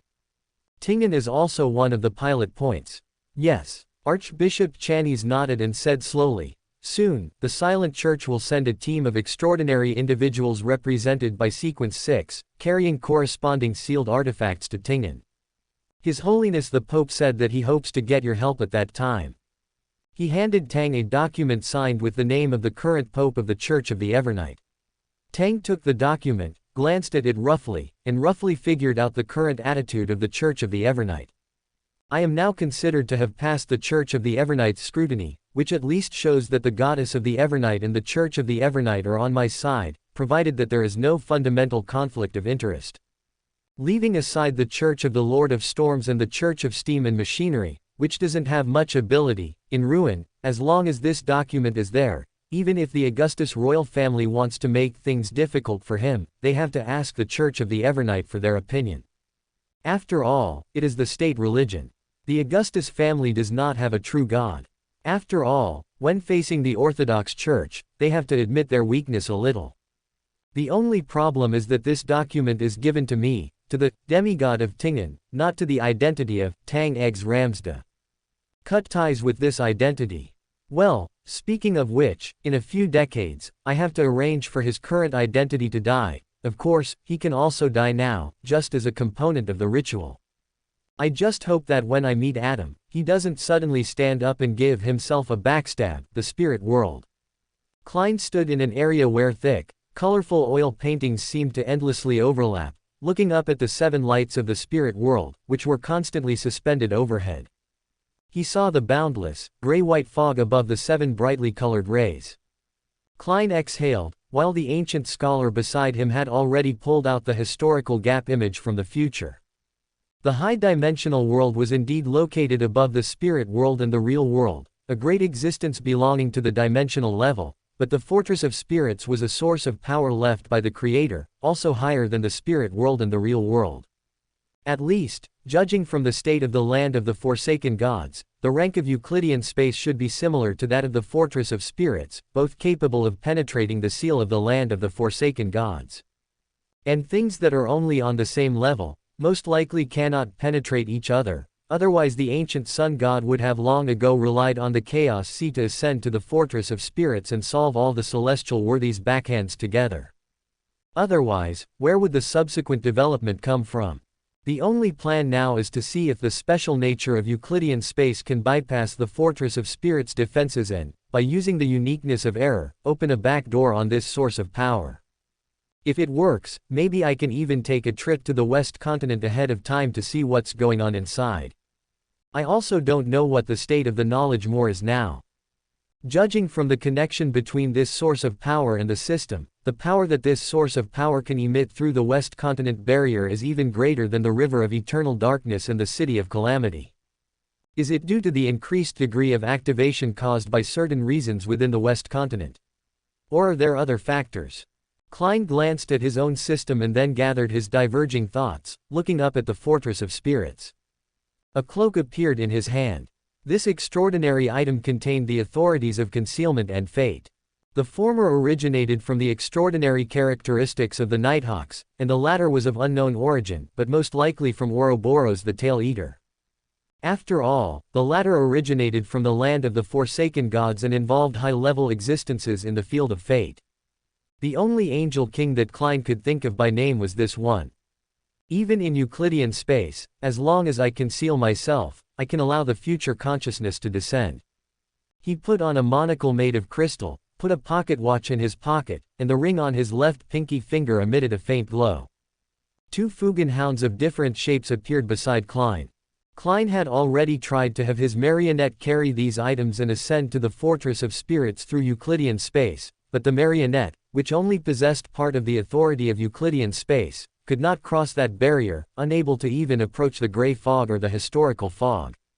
So, I can only try it myself. It's just, there's always a feeling that trying it will lead to death. Klein looked at his future projection, then looked up at the top of his head, took a deep breath, and then, as if in an instant, crossed the layers of countless spirit world spaces, burning his spirituality and approaching the gray-white fog in one breath. The spirit world is a special area without a sense of distance or direction. The vast majority of things here exist in the form of concepts and information, including the 7 lights of the spirit world, which together form the most special area in this world besides the abyss and the astral world. In Euclidean space, through his own corresponding pathway, the authority of Euclidean space, and Amon's guidance, Klein crossed the place where the 7 lights of the spirit world were located in one breath, directly approaching what seemed to be the highest of the highest. Have you ever tried to come here before? Of course. In the monocle, Amon's figure loomed, as if he was also using a special method to examine the gray-white fog above his head. This is the source of power corresponding to the 3 pathways of the seer, the apprentice, and the fool. If you want to become above the sequence, if you want to become an old one, according to that fanatic's speculation, mastering the source of power corresponding to this pathway is an indispensable part. It's recorded on the 2nd blasphemy slate.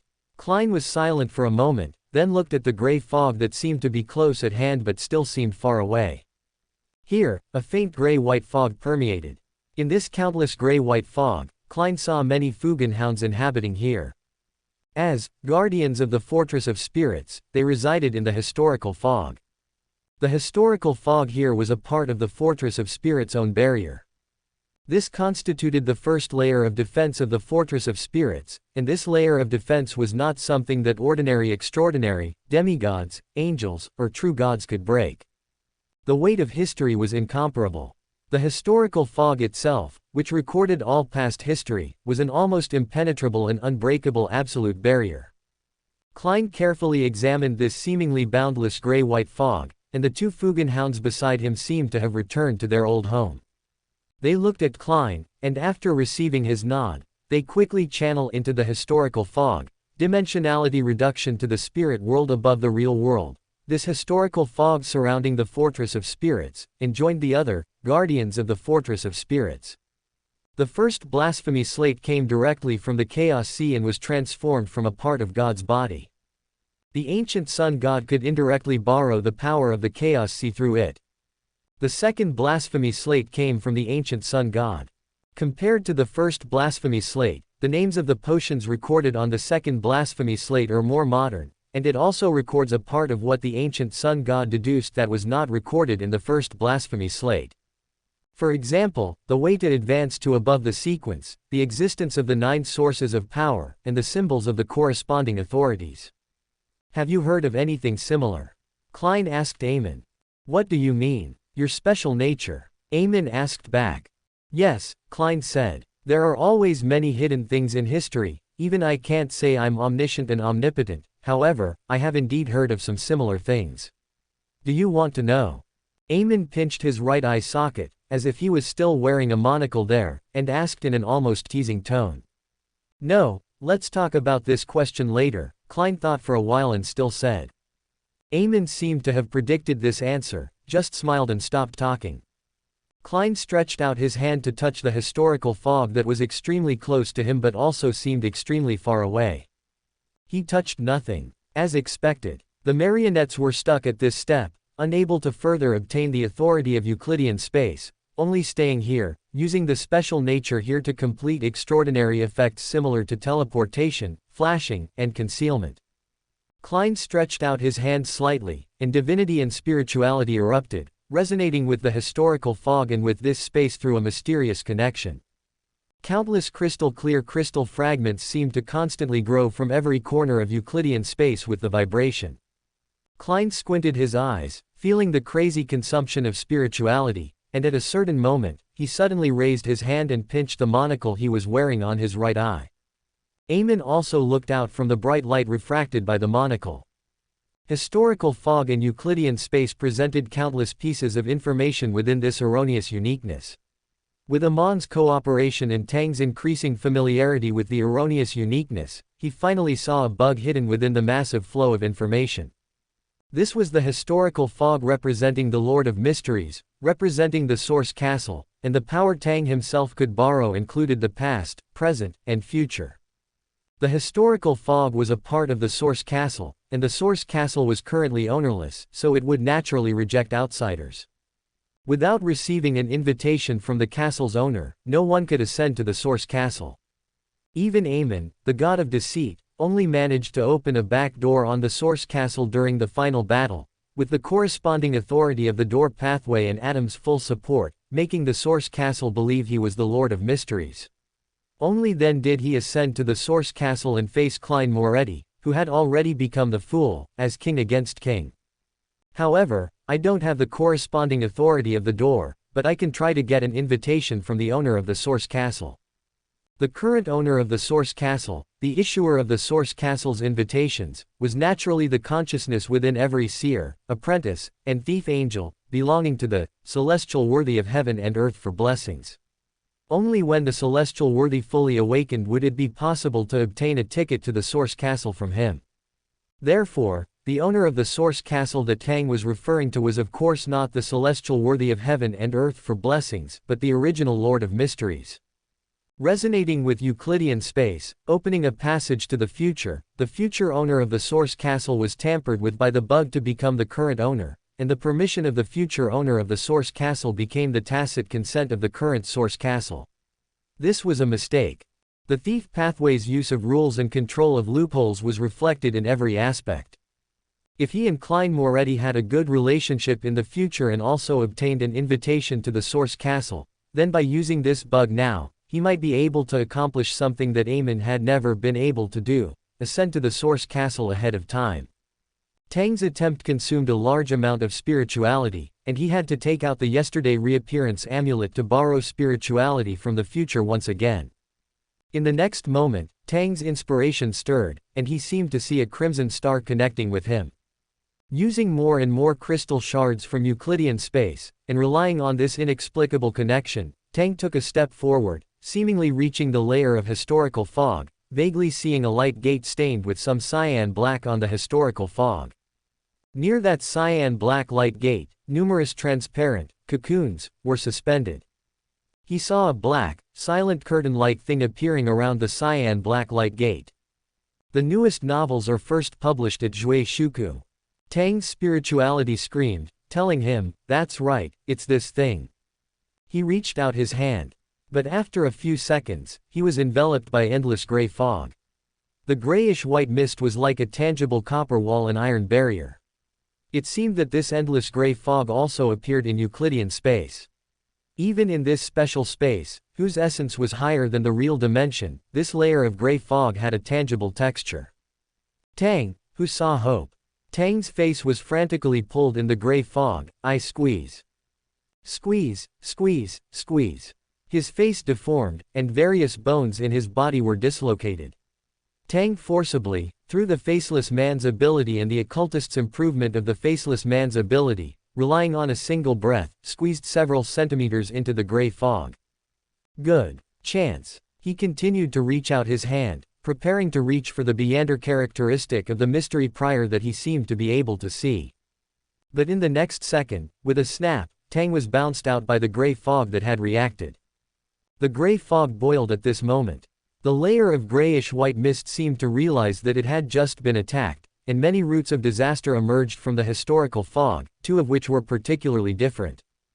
They scanned the gray fog around them with confusion but caution, but did not find any strange creatures. And the gray fog only boiled for a moment just now, and soon calmed down, seemingly being appeased by something.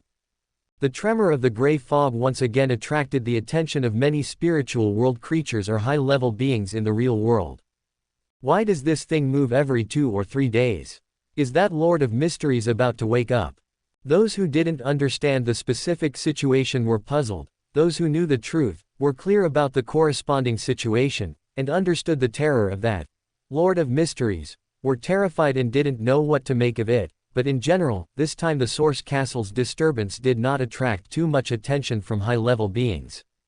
We're used to it. It moved so much before and nothing happened. This kind of aftershock is just a small matter. As long as the Lord of Mysteries doesn't completely revive, they can continue to do what they're doing. Weak, pitiful, and helpless. Is he sulking? The war bishop asked the ancient scholar, looking at Tang squatting in the corner playing with spirit worms.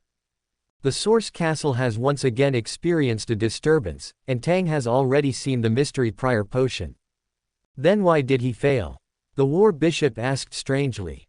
The ancient scholar thought for a moment, using the extraordinary knowledge he possessed to speculate. Perhaps it's the lack of the error authority. His manipulation of Euclidean space itself has not yet reached the point where he can directly borrow the invitation from the future owner of the Source Castle and open the current Source Castle. After all, although the current Source Castle is an unowned object, it still belongs to the Lord of Mysteries, that true Lord of Mysteries. Moreover, it seems that he has no way in the future either. The ancient scholar added at this time. The war bishop seemed to want to say something, but eventually fell silent.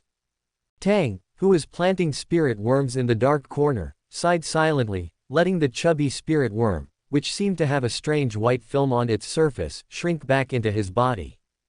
Just a little bit more. The small quilt was lying quietly above the Source Castle, just a little bit more and he could cover it and sleep. Alas, the biggest failure in life is being just a little short of success. Just as he was about to be rejected by the historical fog, Tang immediately put on his cloak and concealed himself. Future, Kai, help. Wanting JPG. Get me a JPG. Come on JPG. When Tang's sincere greetings were sent to the future through the yesterday reappearance amulet, the youth who had appeared under the gray fog and above the 7 lights of the spirit world looked at the boundless gray fog, and then looked at Tang, who had wrapped himself into a zongzi and seemed to be peacefully waiting for the Beander characteristic of the mystery prior to fly into his hands. A dark golden scepter 3 meters long appeared in his hand. Be good, we don't want it. Picking up Tang, who had wrapped himself up like a zongzi, with a corner of the sun scepter, the youth casually threw him down, and his figure also disappeared. Don't indulge him too much. He seemed to be talking to the great existence above the gray fog, seemed to be talking to himself, and it seemed that there was an unknown creature hidden around him. Taking sequence 1 uniqueness from the Saphira Castle seems impossible. After planting spirit worms in the corner for a while, Tang sighed, stood up, and patted the non-existent dust on his body. Forget it, let's find other ways. I even tried walking 4 steps backward and shouting, bless the azure yellow heaven Lord, but without the Saphira Castle's imprint, even if the ritual is correct, I can't get in. Otherwise, Amon would have already ascended by relying on some remnants related to the Lord of the Mysteries. The things left behind by the Lord of the Mysteries are not only the honorific name of, bless the azure yellow heaven Lord, or some strange nameplates. Amon must also have some things related to it. Tang also obtained this thing when he went to see before. The most important thing for Klein Moretti to ascend to the Saphira Castle was not the effect of that ritual magic, but the imprint belonging to the Saphira Castle that he was born with. Zhou Mingrui is a remnant of the old days, the backup plan of the celestial worthy hanging on the Saphira Castle, in a bunk bed relationship with the goddess of the night. This identity is the reason why he was able to pass the ritual in one go and still ascend to the Saphira Castle in the state of an ordinary person. As for him, not to mention whether he has the Saphira Castle imprint or not, wouldn't the Saphira Castle give him a volley of lightning if it smelled the flavor of madness knowledge marinated into his body? Well, lightning is the authority of the Lord of Storms. Why are you looking at me like that? Coming back to his senses from the twisted and squirming state, Tang looked at the two people not far away and asked strangely. He always felt that the way these two looked at him was weird. The war bishop looked away, and the ancient scholar said with a smile, I was just thinking, if you advance to Miracle Invoker and can master more authority of that high-dimensional space, and then cooperate with the authority of error, can you get in? Tang thought for a while, and finally shook his head in frustration. There is a possibility, but it's not high at all. According to his feelings, unless the Saphira Castle completely isolates the connection with the Azure Yellow Heaven Lord, and then he borrows the invitation from the future, only the Lord of the Mysteries from the future coming to the present in person can help him obtain the uniqueness of the mystery primordial. Let alone the problem of whether the connection between the Saphira Castle and the Celestial Worthy can be completely isolated. Wanting to pull the Lord of the Mysteries from the future involves the uniqueness of three sequence ones. The law of uniqueness itself alone, even if the Euclidean space shakes out fire and lightning, can't do this. That's not necessarily. The system muttered softly, but didn't dare to let its host hear it. It had personally witnessed the battle between the future host and Amon, which could almost be called a battle of gods. Just the historical projection images that the future host pulled over seemed to have more than one existence that inherently possessed uniqueness. The Transcendence brass book involves the uniqueness of the judge pathway, and the sequence 0 feet hermit of the seer pathway involves the uniqueness of the seer pathway. These two are great existences that have a strong relationship with uniqueness. What's more, there is also the owner of the grayish-white fog, and the gaze cast down by the great existence above the spirit world. Although the system had already stuffed all these records into the trash can and shattered them, the vague impression of uniqueness being pulled into historical projection images by the host was still there, but it didn't know what the specific situation was. But it didn't dare to let its host know, otherwise the future host would tear it apart with his own hands. QAQ. So, can't the Lord of the Mysteries of the future really be pulled into a historical projection image? The system flipped through its database and didn't come to such a conclusion. Its program told it, uniqueness itself is unique. Really can't it? System, what are you muttering about? Ah ha ha ha, nothing, nothing, this system is thinking about how to shock people. Tang looked at his system suspiciously, calmed his mood, and prepared to go back and get some sleep. Well, next, I'll arrange for me to die first, and let this identity withdraw from the stage of history. Of course, the necessary cleaning and interference in the mystical sense must also be done, otherwise, if this identity is caught by Adam in the future and given humanity. That old fogey Adam is even more ominous than Amon. The audience is disgusting, let us weaken the warrior. As for the issue of identity, Tang didn't feel anything. He didn't seem to have any friends outside the mystical circle in this world. Those young masters and ladies from noble families were basically just casual acquaintances, and in the world of mysticism, changing an identity was also a common thing. Moreover, his mother was very clear about the extraordinary issues. Owen was also a sequence 4 demigod, and his father didn't know how many identities he would have to change next. The important people were all there and knew of his existence, so he didn't have to worry about letting this identity die. Anyway, it's not him who's dying. Besides, it's just letting the marionettes perform a play to announce the death of this identity, there's no problem. This is also part of the Sequence 3 ritual, otherwise, even if the identity of Tang Eggers Ramde is played by a marionette, the imprint left in the fog of history would still be counted on his head according to the connection of mysticism. And if he let this identity live to be 70 or 80 years old and die a natural death, it would greatly delay the completion of the ancient scholar ritual. You can steal your own destiny and give it to someone else. Amon, as the god of deceit, conveyed a plan through the system. Deception rules, whether natural rules or mystical rules, are just routine operations for angels of the thief pathway. This can directly skip the ancient scholar ritual. You only need to find a person who died 300 years ago and steal their destiny. Then, the ritual will naturally be completed. And when the ritual is completed, steal your own destiny back again the moment you take the potion. This will not cause the potion you drink to go out of control, and it's very exciting, isn't it? Ha ha. Tang rolled his eyes. Let alone how much risk this operation carries, just finding a normal person who died 300 years ago and whose destiny can still be stolen. Unless you're looking for a creature like an evil spirit, where would you find such a freak? And the destiny of evil spirits is all pointing to death. What's the use of stealing it along with death? Looking for excitement. Satang directly said to the system, shock him. Okay. The system revved up and aimed at the monocle in the warehouse, even the electronic sound became eerie. The speed of the night church wasn't slow. They said that a corresponding extraordinary team would arrive soon. Not many days later, Archbishop Channies introduced Tang to the extraordinary team dispatched directly from the night church's headquarters, the Silent Cathedral. This is Gregor Richards, a Sequence 6 Requiem mortician. This is Nicola Flamel. Tang had given his new identity a new name. Of course, it was still his secret puppet who came forward to liaise with the night church. Hello, Mr. Flamel. Gregor Richards showed the respect due to a demigod, bowing slightly. Tang smiled faintly without speaking.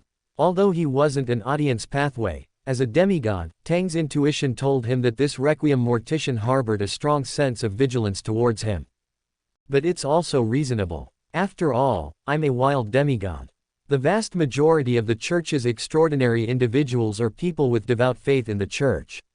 The fact that they haven't started attacking me the moment they saw me is already quite restrained behavior. The newest novels are first published after meeting this extraordinary individual who would be stationed in Tingen in the future, the night church in Tingen City was clearly busy.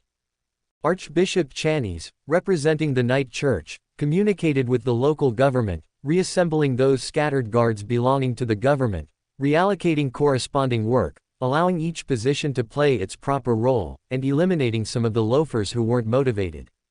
In most areas where management was already chaotic, taking such coercive measures from the beginning would obviously cause dissatisfaction from many parties. On the one hand, the administrative power under the jurisdiction of government agencies was taken over by the church, and the functions of the government itself would be weakened. On the other hand, with the addition of the church's extraordinary individuals, replacing some of the government departments, jobs, the interests of some people would be affected to a certain extent. Faced with this situation, even when facing the church, under the premise that their own interests were affected, even with the documents from the Augustus family of Backland, the nobles here would not easily compromise. Even when facing the church and the Augustus royal family, enough benefits are needed to move these guys who like to eat carrion. Tang leaned against the window, cracking melon seeds. Ruin's definition of law enforcement power is not very clear. That's right, with the population dwindling and the lack of any rapid way to transmit information and orders, if you want to break this local rule that is still more inclined to territorial management rather than government jurisdiction under the rule of Backland, the emperor is far away from the mountains, unless there is enough force to do it. This was also the reason why Archbishop Channies was in charge here, and not that Sequence 6 Requiem mortician. A demigod is a powerful threat. The police system should also be able to be established, plus the Nighthawks system responsible for the mystical side. Tingen City will be in a state of continuous adjustment, implementation, readjustment, and re-implementation for a long time to come. If this system can be successful, it should be extended to the entire country. By then, the Church of the Lord of Storms and the Church of the God of Craftsmen should also take action. I'm just a little curious, what trump card does the Night Church have to negotiate with the Augustus family? He thought that the Augustus family shouldn't easily let go and cede part of the law enforcement power to the Night Church, even if it was to deal with extraordinary events in various places. Snapping his fingers, making those melon seeds from the fog of history disappear, Tang looked out the window again. Well, Miskatonic University can also be moved to downtown Tingen City after the Nighthawks system is officially established. After all, Baron Ramstead's territory was still a bit too remote. Next, Tang prepared to design an accident for his identity. In this territory, the castle where he had lived for more than 10 years was full of Tang's secret puppets. These secret puppets were still conscientiously playing each person, each identity, making the entire castle look lifelike, without anything strange. Baron Ramstead, Mrs. Boyanka, and Tang still maintained their daily routines. They often appeared in public, and Mrs. Boyanka occasionally went to Tingen to chat with the noble ladies, showing an ordinary side. However, the people from the Spirit World sect should have also sneaked over. Previously, he had captured an extraordinary individual from the Spirit World sect. Through the other party, Tang had also learned a lot of internal information about the Spirit World sect in the southern continent. Although that secret puppet wasn't valued in the Spirit World sect, many angles and many details are enough to deduce what I need. The Spirit World sect has been collecting the bloodlines of the descendants of the God of Death recently, suspected to be related to the arrangements after the death of Death God Salinger.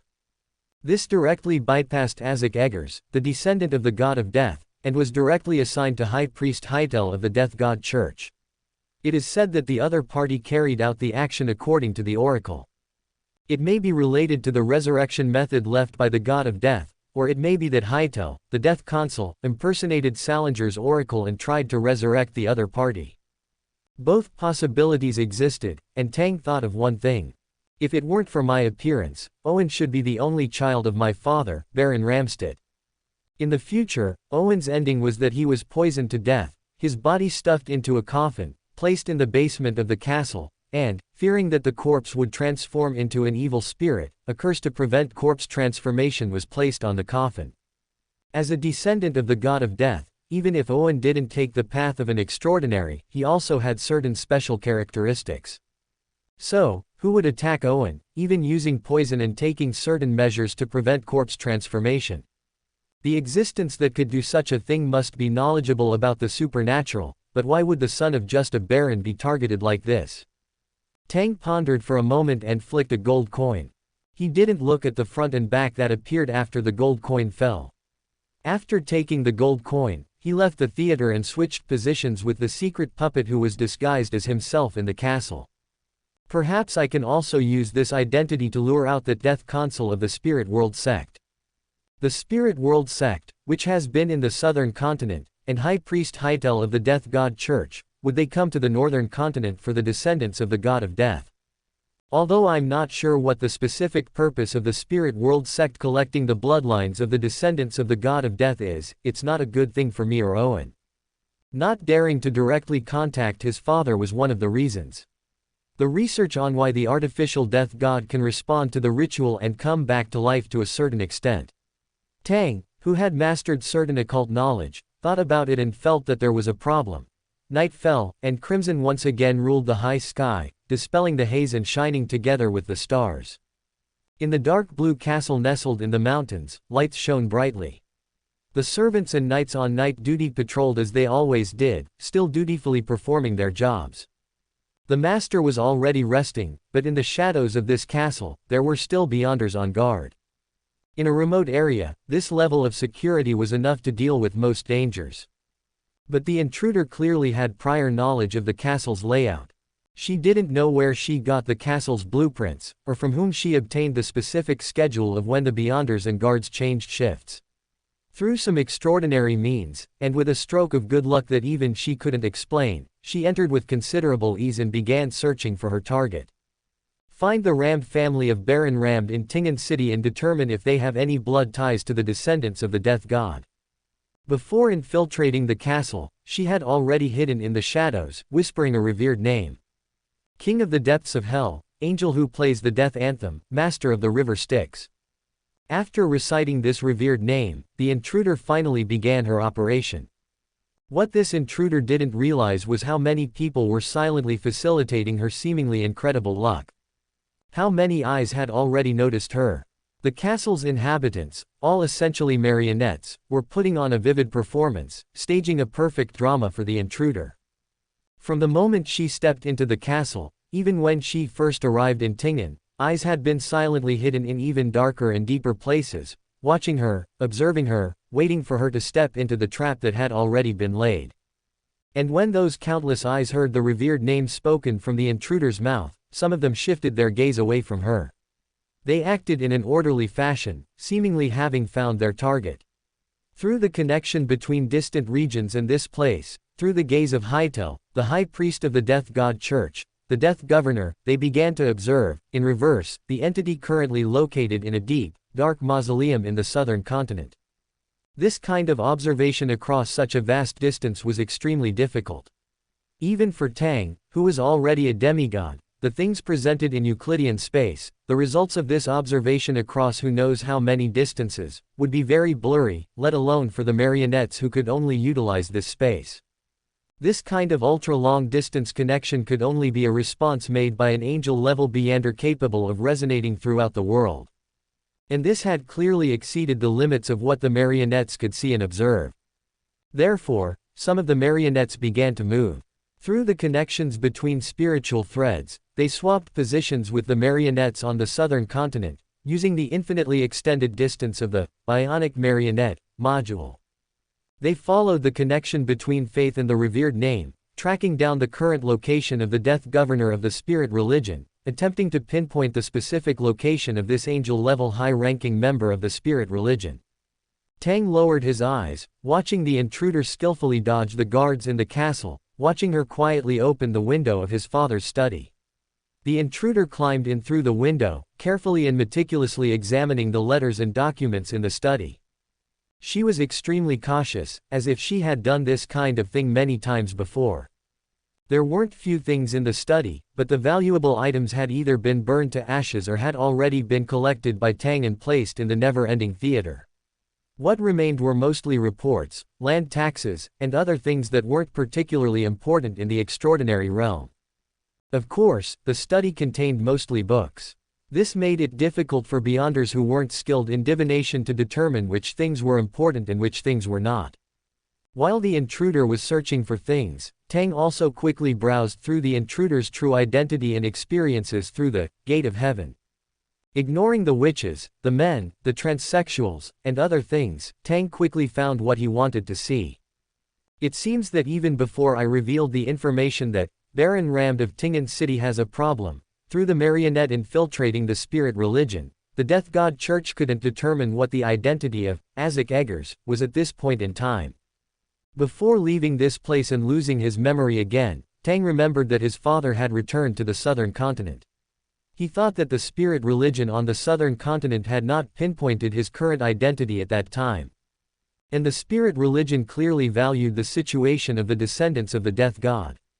Since they couldn't be sure whether the information provided by the marionette was true, the old fogies of the spirit religion sent a guy who was only sequence 7 and didn't have a correct understanding of the matter, probably with the idea of having this sequence 7 add bricks and tiles to the spirit religion. Sacrificing a sequence 7 isn't impossible, and I think the spirit religion is completely capable of using a sequence 7 to probe the situation of the death governor, Azik Eggers. Of course, reciting the revered name of the high priest of the death god church means that even if this intruder encountered father, he might not die directly. After all, they are colleagues, and sometimes you have to give them some face. But the death governor who has regained his memory will not make things difficult for a guy who is only sequence 7, but if he encounters him, it's not certain. After searching the study, the intruder didn't find anything valuable. The study was very clean. Whether it was hair, dander, or other things, there was nothing here. This also confirmed to the intruder that the owner of this castle had a very deep understanding of the extraordinary. After cleaning up the traces, the intruder once again quietly climbed out of the window, scaling the dark blue stone bricks that blended into the tranquil night, and groping towards the room of the second son of Baron Ramde. Silently, a dark shadow, as if integrated into the darkness, infiltrated Tang's room through the window that was open to the outside. The room was very quiet. The crimson moonlight outside the window invaded this area, which slightly dispelled the thick and inconvenient darkness, revealing a bit of the intruder's appearance. It was a woman who looked very delicate and petite. She agilely dropped from the windowsill and walked to the bedside.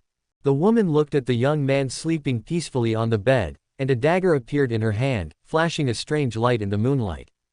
She didn't want to kill this sleeping young man, but only to collect his blood to complete the task given by the spirit religion. Suddenly, the window the woman entered through was slammed shut with great force. She looked up in shock, only to see that the figure on the bed had disappeared. The young man who should have been sleeping peacefully had disappeared. There was nothing there. It was a magician's illusion. The intruder lunged towards the window, wanting to break it and leave this place. But she was fast, someone was faster than her. Her spiritual thread was grabbed. Marionette master. The woman cursed inwardly, thinking, damn it.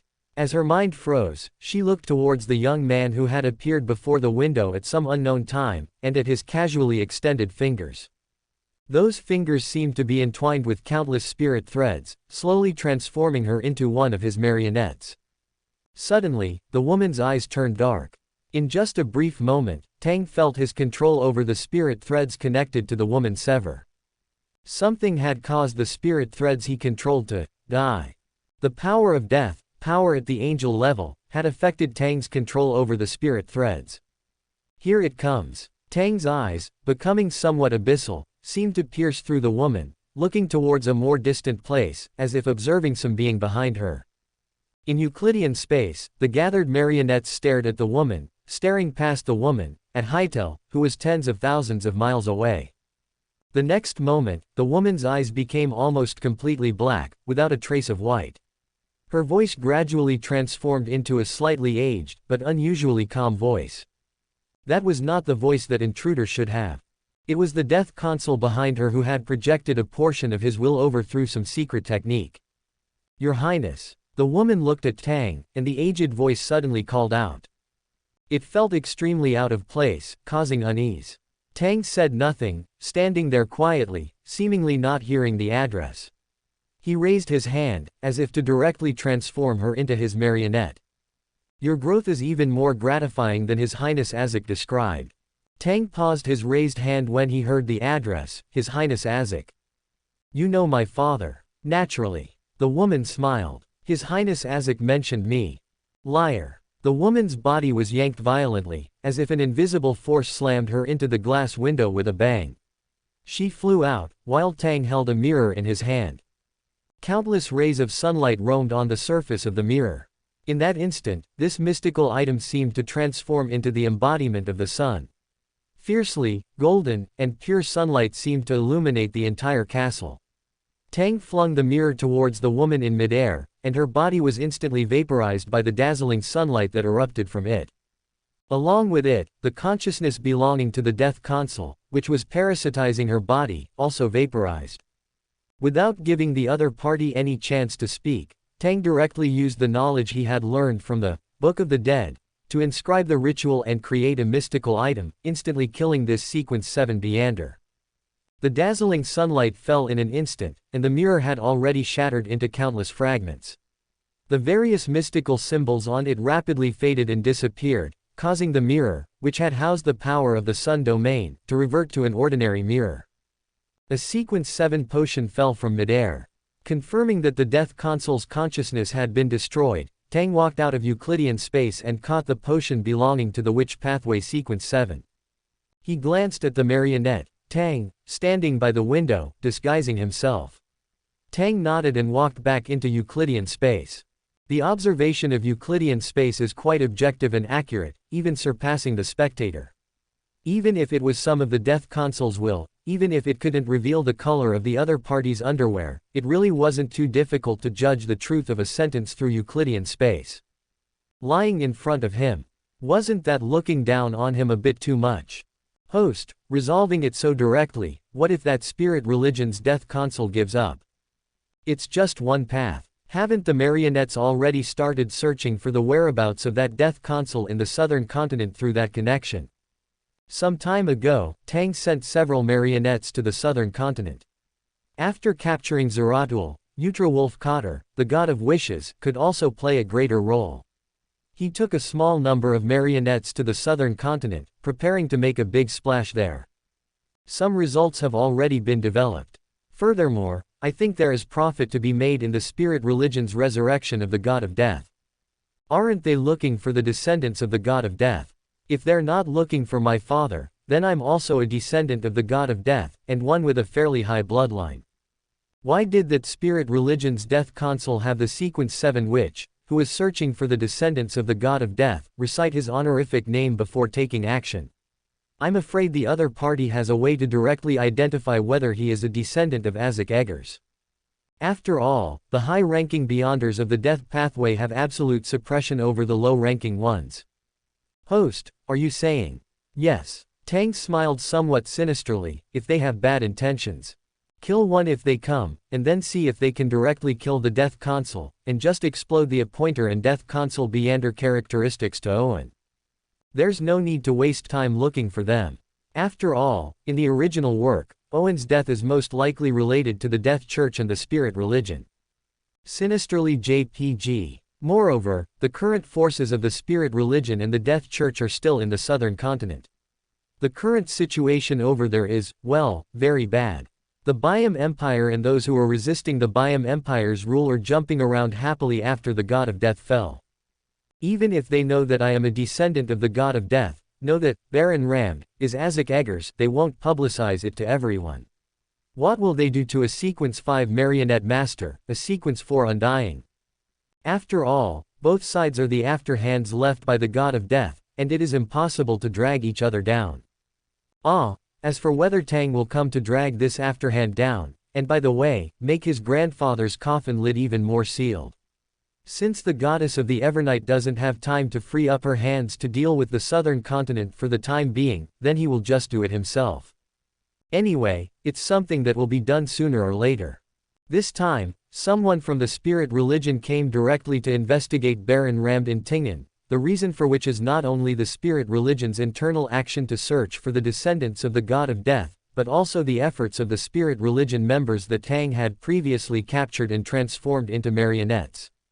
A descendant with a strong enough bloodline, a high sequence Beander of the Sleepless Pathway, these two are enough for the Spirit Religion to make some attempts. Putting Owen into the Spirit Religion, wouldn't it be that the Beyonders of the Death Pathway naturally have more room for development in the Death Church? The system didn't understand, the system pondered, and the system suddenly realized. Pull out wool. The Spirit Religion is a big sheep. I think, a big piece of meat, that's what I deserve. For more thrilling fanfiction stories like this, check out my channel Fanfic Audiobook.